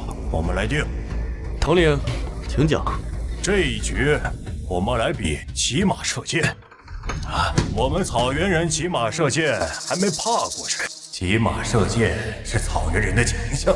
陈谦一个市井小贩哪会这个？这小子等着出丑吧。爹，陈谦他会骑马射箭吗？别急，这小子呀，向来有后手。可以，就比骑马。算你小子聪明，我们准备一下吧。哎，别慌，这把我认输。陈谦，你真不把大印的脸面放在眼里？靠，怎么老是你？有完没完啊？我就是个秒推挂机的，怎么了？你要踢我啊？你目无尊卑的臭小子！别下，你看他！巴图统帅，这人各有所长。你们是在草原的马背上长大的，这骑马射箭对你们来说是刻在骨子里的本领。我一个卖火锅的跟你们比射箭，那不是自取其辱吗？算你小子识相。草原汉子骑马射箭，岂是你中原小贩可以比的？在下甘拜下风，佩服佩服。现在咱们是1比1平了。是，到你定规矩了。巴图统领果然豪爽。那我们下一局，不如比作诗如何？你这小摊贩子，未曾科举的火锅贩子，也会作诗？是啊，作诗是文人雅客的事，他一个小贩子抓，该不是认输，简直无理取闹。爹，这陈谦他一天私塾都没正经上过，哪里会作诗啊？会不会是这认输慌了神，随口乱说的？要不我去求求陛下，让他给咱们换一个比试方法。哎，丫头，你就放心吧，这小子心里可有这数呢。放心放心。我虽不上门，但也听过草原老人口中吟诵的诗句。听他们说这小子不会作诗，那我便给他比上一比。行，我同意。既如此，便以中原和草原为题，以炷香为线。苏成，你与翰林院3位学士一同品线，定要公允。是。既然巴图统领如此豪爽，那你们先请。原本还怕陈谦抢先作诗，自己没了思路，如今却主动让先，反倒给了我缓冲的余地。那我就试试。我也没读过书，也不会文人的酸句子，但我可以说点儿我们草原冬天的事儿。统帅您尽管说，草原的冬歌都是这么唱的，比那些文绉绉的诗好听多了。爹，我觉得巴图统帅他气势太过刚硬，他可能写不出来什么好诗的。傻丫头，巴图是统帅，他的诗里肯定有不足，有江山，这可不好说。雪漫千丈，连穹苍，风卷寒云覆北疆。铁骑踏霜护毡房，奶茶肺腑暖足邦。愿借中原3尺火，豪气边寒万里长。不教烽烟青草色，共看日月照大江。好诗，好诗，好诗，好诗。雪漫千丈连苍穹一句，写尽草原冬日的壮阔。铁骑踏霜护毡房，又藏着统帅的担当，既有山河的气魄，又有不俗的温情，难得。爹，这也太有气势了吧！陈谦他能赢吗？哎呀，坏了呀！没想到巴图能做出这么磅礴的诗。陈谦要是做不出这么壮阔的诗，输定了。好诗，好诗啊！共看日月照大江，把草原和中原的气魄融在一起，这不比那些风花雪月的酸雨好多了。不愧是统领，你写出来的诗有骨有血有家国。承让了，那我就不客气了。请。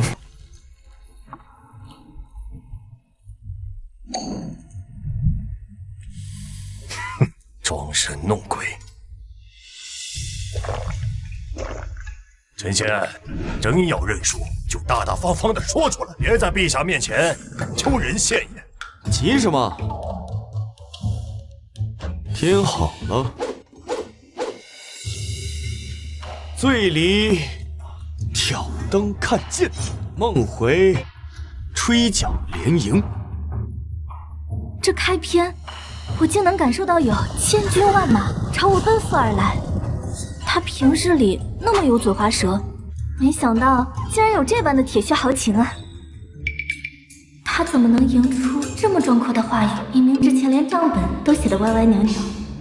800里分麾下炙，50弦翻塞外声，沙场秋点兵。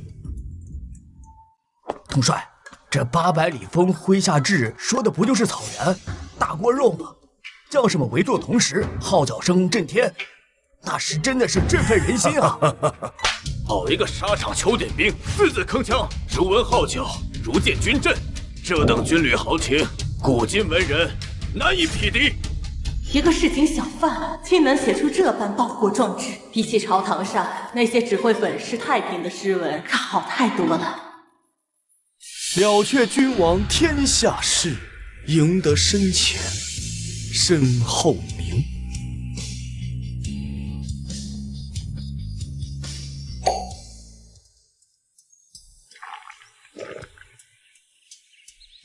可怜白发生，好一个了却君王天下事，好一个白发生。此局大大不认输。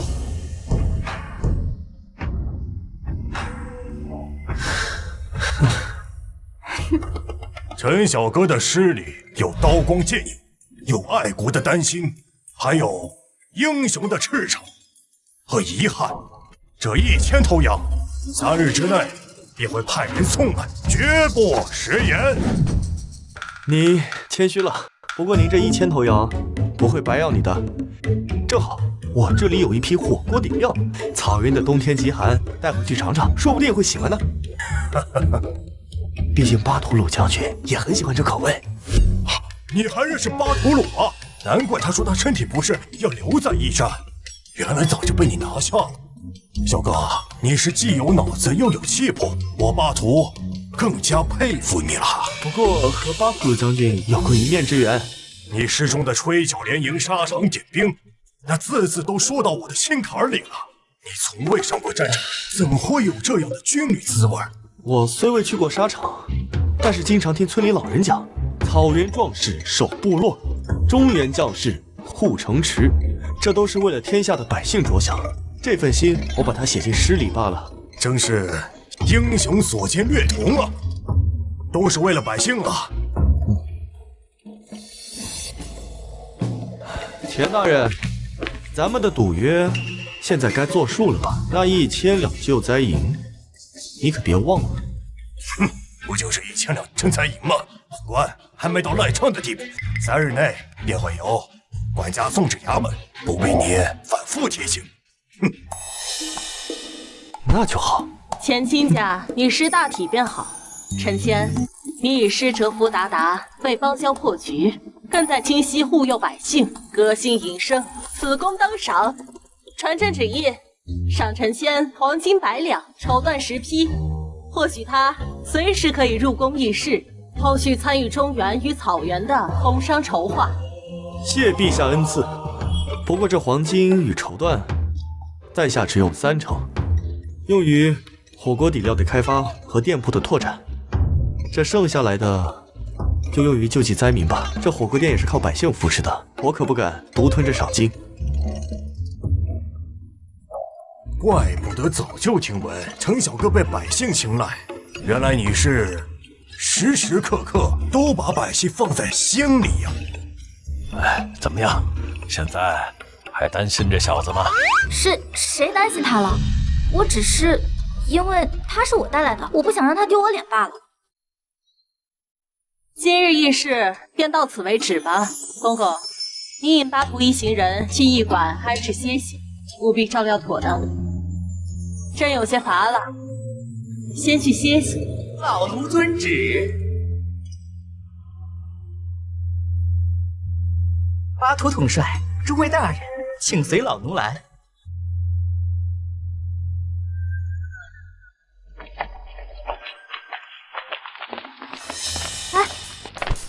没想到你还挺聪明的嘛。哼，也不看看小爷是谁，拿捏他们，轻轻松松。行了，别臭屁了，今天晚上给我做顿火锅吃。不该你请我吃吗？我不管，你要是不请我吃的话，我告诉春桃你欺负我。不是你，陛下，此人可堪重用。的确是块好料子，又有人间烟火气，又有应对大事的魄力。可是啊，他一无科举功名，二无世家托举，朕就担心会不会生出二心。陛下是什么意思？朕刚才看他跟婉儿倒挺适合，二人又都到了婚配的年纪，不如赐婚给他们如何？哎呀，陛下呀，婉儿可是我养了10多年的白菜，难道就被那臭小子给拱了吗？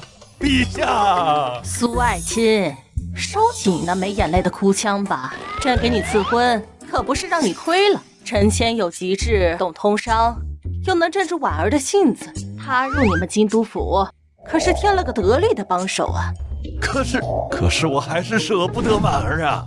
若是能给她一官半职傍身，她到时候嫁过去陈家，至少也不至于被欺负，对吧？你这个老狐狸，心眼倒不少，表面怕你家婉儿受委屈，实则是想借着赐婚给陈谦多讨点实权的，方才哭天喊地的。现在我看你巴不得让陈谦赶紧进门，给你们苏家添砖加瓦呀。陛下，这也不是为朝廷着想嘛。对了，婉儿这个婚事，我还是要回去问问她本人一下。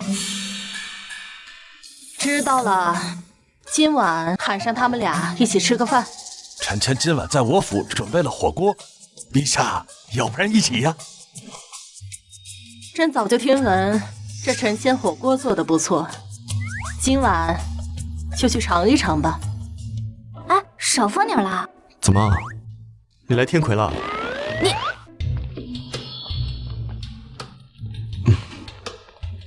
陛下，你也来了。早就听闻你做的火锅不错，朕今天来尝尝。您先过去休息一会儿。伯父，您回来了。你爹怎么黑着脸啊？他也来天魁了？你才来天魁呢，肯定是你做了什么事得罪他了，小心点吧你。慕容姐姐，我可想你了。你呀，都多大了还撒娇？以后成了亲可怎么办？我才不要成亲呢！我不要便宜那些臭男人，我要一辈子陪着爹娘。还有你，还是我女儿好，就是不能便宜外面那些坏男人。说什么呢？男大当婚，女大当嫁。我是觉得婉儿应该有心仪的对象了。娘，你说什么呢？婉儿，你觉得陈谦怎么样？他就那样吧，火锅做的挺好吃的。我问的可不是这方面哦。哎呀，慕容姐姐，你也取笑我？傻丫头，害羞什么？男婚女嫁本就是正经事，有喜欢的人啊，就大大方方的说出来。他挺好的，就是有点登徒子。什么？他轻薄你了？我找他去。哎，没有没有，爹，我刚是乱说的，他就有点贫嘴，没做过越轨的事情。那你就是心里有他喽？哎呀，可能是有那么一点点吧。但是我也不知道他是怎么想的，他天天就知道说我，还总是跟我拌嘴。火锅熬好了，再不吃啊，肉就要老了。这个我刚听到有人说我嘴贫呢。婉儿，又说我坏话了？你什么时候进来的？刚进来。怎么？怕我听到你说我坏话？今晚的火锅丸子你少吃2个。那不行，那是我让春桃提前买的，凭什么我少吃啊？好了，咱们先进去尝尝。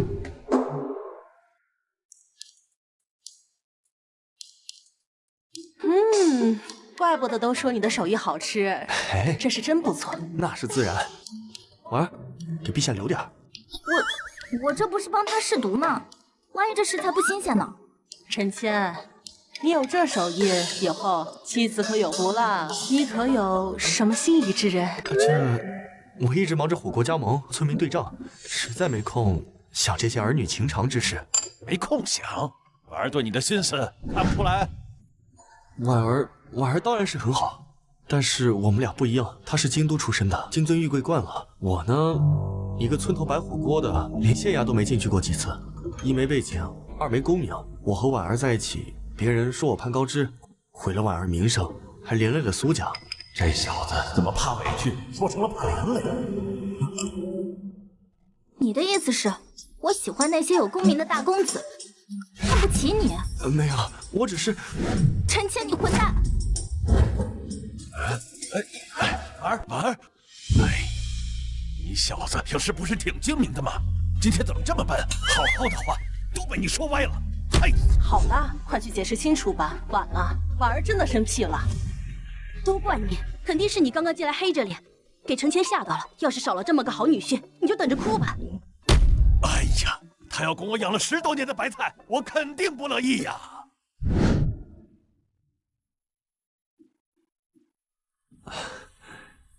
婉儿，这是你最爱吃的糖糕。要，谁让你留的东西啊？婉儿，我刚说的话不是那个意思。我不是说你嫌我没功名，我是怕旁人议论，说你一个京都来的大小姐和我村口摆摊的小贩在一起，委屈了你。委屈？你觉得我是那种会嫌你没功名的人？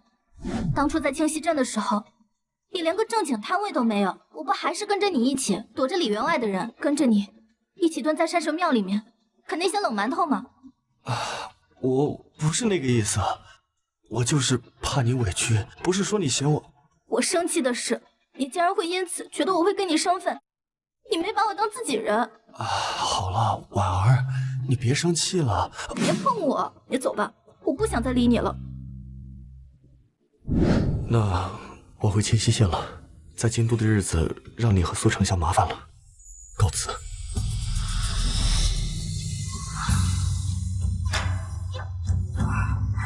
陈谦，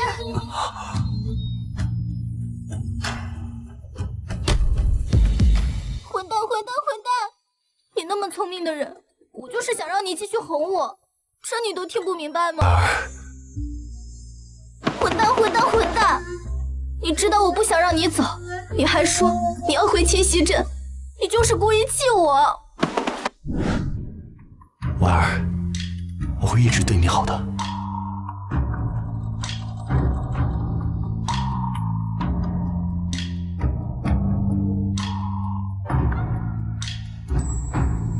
哎呀，我怎么这么倒霉？每次都能撞到，后面陈公子真成了驸马，不会给我穿小鞋吧？春桃，苏丞相让你来干嘛？完了，果然不开心了。老爷叫我来看看你们怎么还没回去，饭都要凉了。婉儿，咱回去吧，别让你爹久等。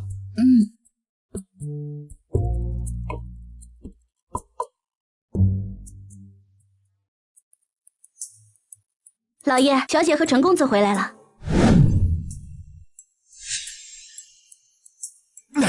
臭小子，当着我们的面拉拉扯扯，当我们是空气呀！好了，快吃饭，都该凉了。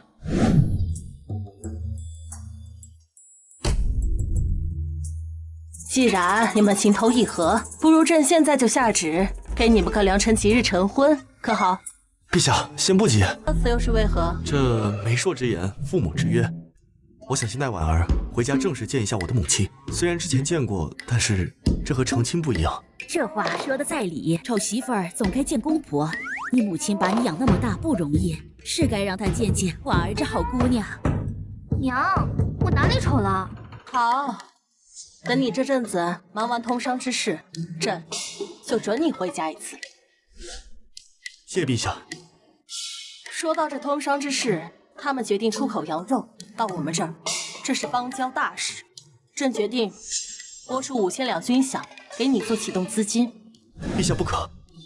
哦，为何？你是嫌少了吗？陛下，这弱国无外交，我们现在和鞑靼部落虽然关系很好，可这10年后、20年后呢？到时候他们看我们兵力不强，武器不利，再次进攻中原，到时候这定价权可不在我们手里。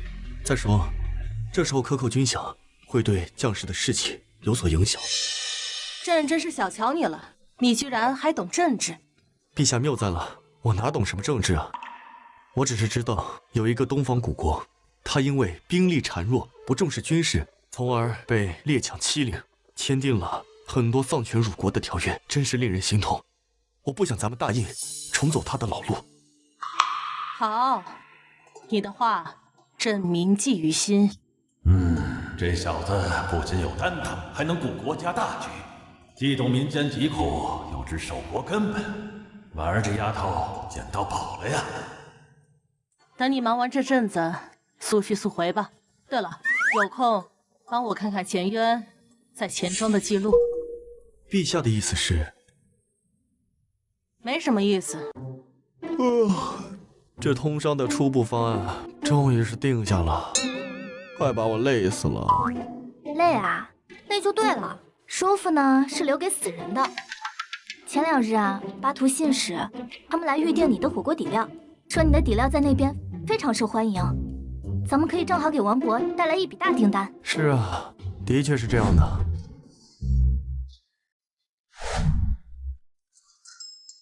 不过某些人啊，忙起来真是废寝忘食，都没有时间陪我了。就连我上次跟春桃一起吃枣糕，你都还得跟别人对账。这不是想着前段时间把事情忙完，然后向未来的陈夫人赔罪吗？咱们这次回村，什么都不干，就闲着。你要是想去赶集，我就陪你去；你要想吃李婶的枣糕，我去给你买。到了晚上，我们还能去槐树下一起看星星。胡说什么？还没成亲呢，叫什么陈夫人？哎呀，咱们这不是快了吗？小姐，公子，前面就是清溪镇了。不知道王国他们还在不在槐树底下支摊了？好啊，那我们加快脚步吧。你说什么？那帮蛮夷要订陈谦的火锅？是我偷偷看了他们的书信。陈谦啊，陈谦，你不让我好过，你也别想好过。你即刻带一些人去清溪县外的黑松林等着。那是他们去草原的必经之路，到时候把车队给我截下，把火锅底料全给我烧了。记住，下手要狠一点，给这小子一点教训。记住，要做得干净一点，不要留下任何能查到潜伏的痕迹。小的保证做得干净。娘，哎呀，谦儿，你咋回来了呀？这不是想您了吗？特地回来看看您。哎呀，我这是老眼花了吗？婉儿姑娘也回来了，快进来，快进来！伯母，这个是我在京都带来的布料，很适合做衣裳，你看喜不喜欢？你破费这干啥呀？我老太婆用不上这个，婉儿，快拿回去。娘，这是婉儿的一片心意，你就收下吧。好，那我就收下了。婉儿姑娘有心了，比这个臭小子强多了。哥，你终于回来了。看你们这个样子，我是不是该叫嫂子了？我现在有个好消息要宣布，南部草原部落决定与我们通商了，每个月1000斤火锅底料。太好了，这可是个天大的好消息。我们正在筹加盟的事情，这下终于解决了。我还有一个好消息，我和婉儿要成亲了。谦儿，你说的可是真的呀？当然是真的，娘，我这次带婉儿回来，就是让她正式的见见您。太好了，我终于有嫂子了。娘，我这以前总是犯困，以后一定让您过上好日子。好啊，婉儿是个心细的姑娘，谦儿啊性子直，有的时候不转弯，要做什么不对的地方啊，你可得多担待到。要是受了什么委屈，回来告诉我。我给你做主。伯母，你放心吧，陈谦啊特别厉害，他在京都啊特别能干，一个人能顶好几个呢。陛下都夸他很聪明的。那就好，那就好。娘，现在不早了，咱们进屋说。走，咱回家。走，走。陈谦兄弟，陈谦兄弟，我对不住你啊，咱这批货被人给抢了。不要中了他的激将法。放心，这次我有办法。清河，你去把二狗叫来，让他调出钱庄总部这几个月的流水记录。好，我这就去。二狗之前说过，他那有专门的核验底册，就算他们想改，也改不了。婉儿，你给京都写封信，让苏丞相紧盯前渊的动态。前渊这一次，我不仅要把底料拿回来，我还要把你吞的税银、抢的地契一并吐出来。钱钟要是再来，咱们就给他备一份大礼。草原的货再断，巴图统帅那边，他前渊可担待不起。陈谦，你小子还敢亲自来？行啊，这次不光抢你的货，连人也要带走，看钱大人怎么收拾你们！走。别急。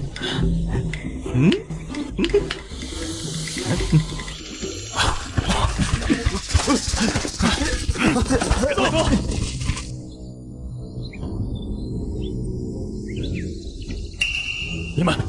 你们是驿馆的人，你不是想抓我吗？你不是想把我的货带走吗？来呀！你掉落的钱字部，我已经交给了巴图统帅，他的人在黑市查到你们把底料卖给了盐商，所赚的银子都流进了你钱家的私库，对不对？我杀了你！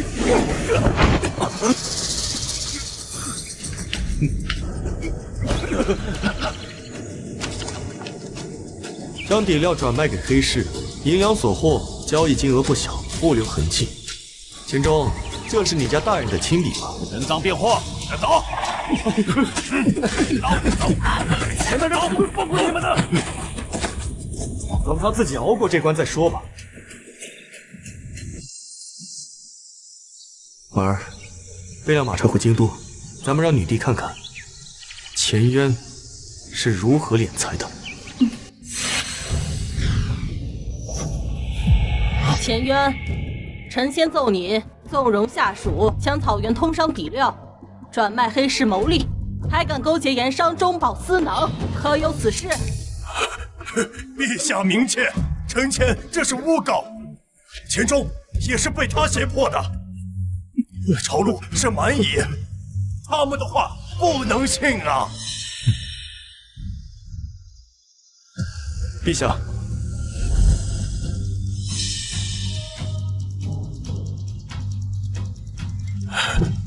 钱钟抢的底料已经被草原武士在黑市劫回，账本上有钱钟的画押，上面那张图是清溪县村民画的地图。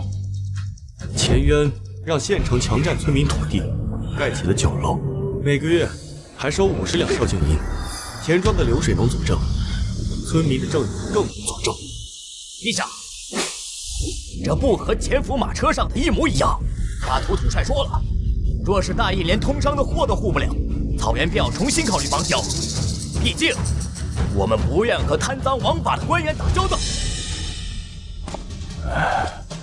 陛下，臣查到钱渊私库藏银5万两，其中3000两是李员外送的地契钱，还有2000两是黑市卖底料的赠款。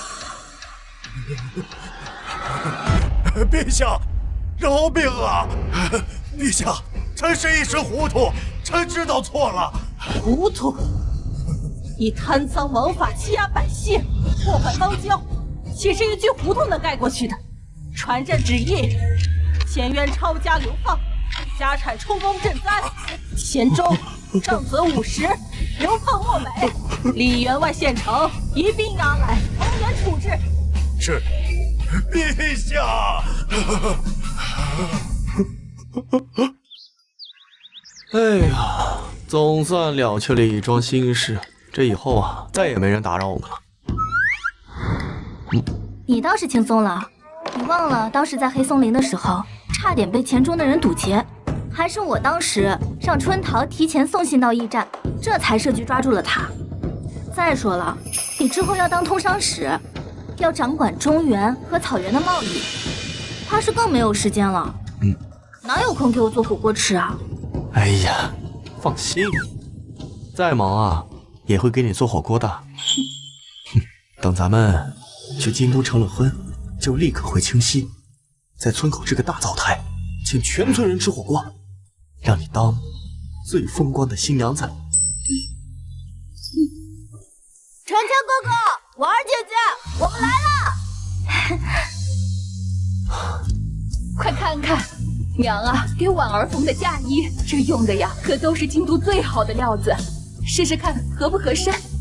谢谢娘。这回咱老陈家呀，终于要办喜事了！陈少哥，我给你带来了上好的羊肉和最烈的马酒，既是祝贺你大婚，也是来和你订新的火锅底料。我们草原人啊，都非常喜欢吃你的火锅底料做的火锅呀。这次我们要订5000斤，5000斤。待你婚后，我会让武士把它押送，以保万无一失。人好多呀，我们俩的婚事竟然惊动了大家。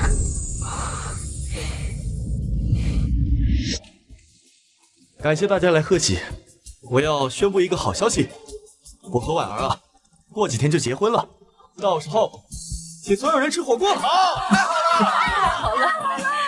太好了，吃火锅了！好，恭喜恭喜，恭喜恭喜啊！贵子！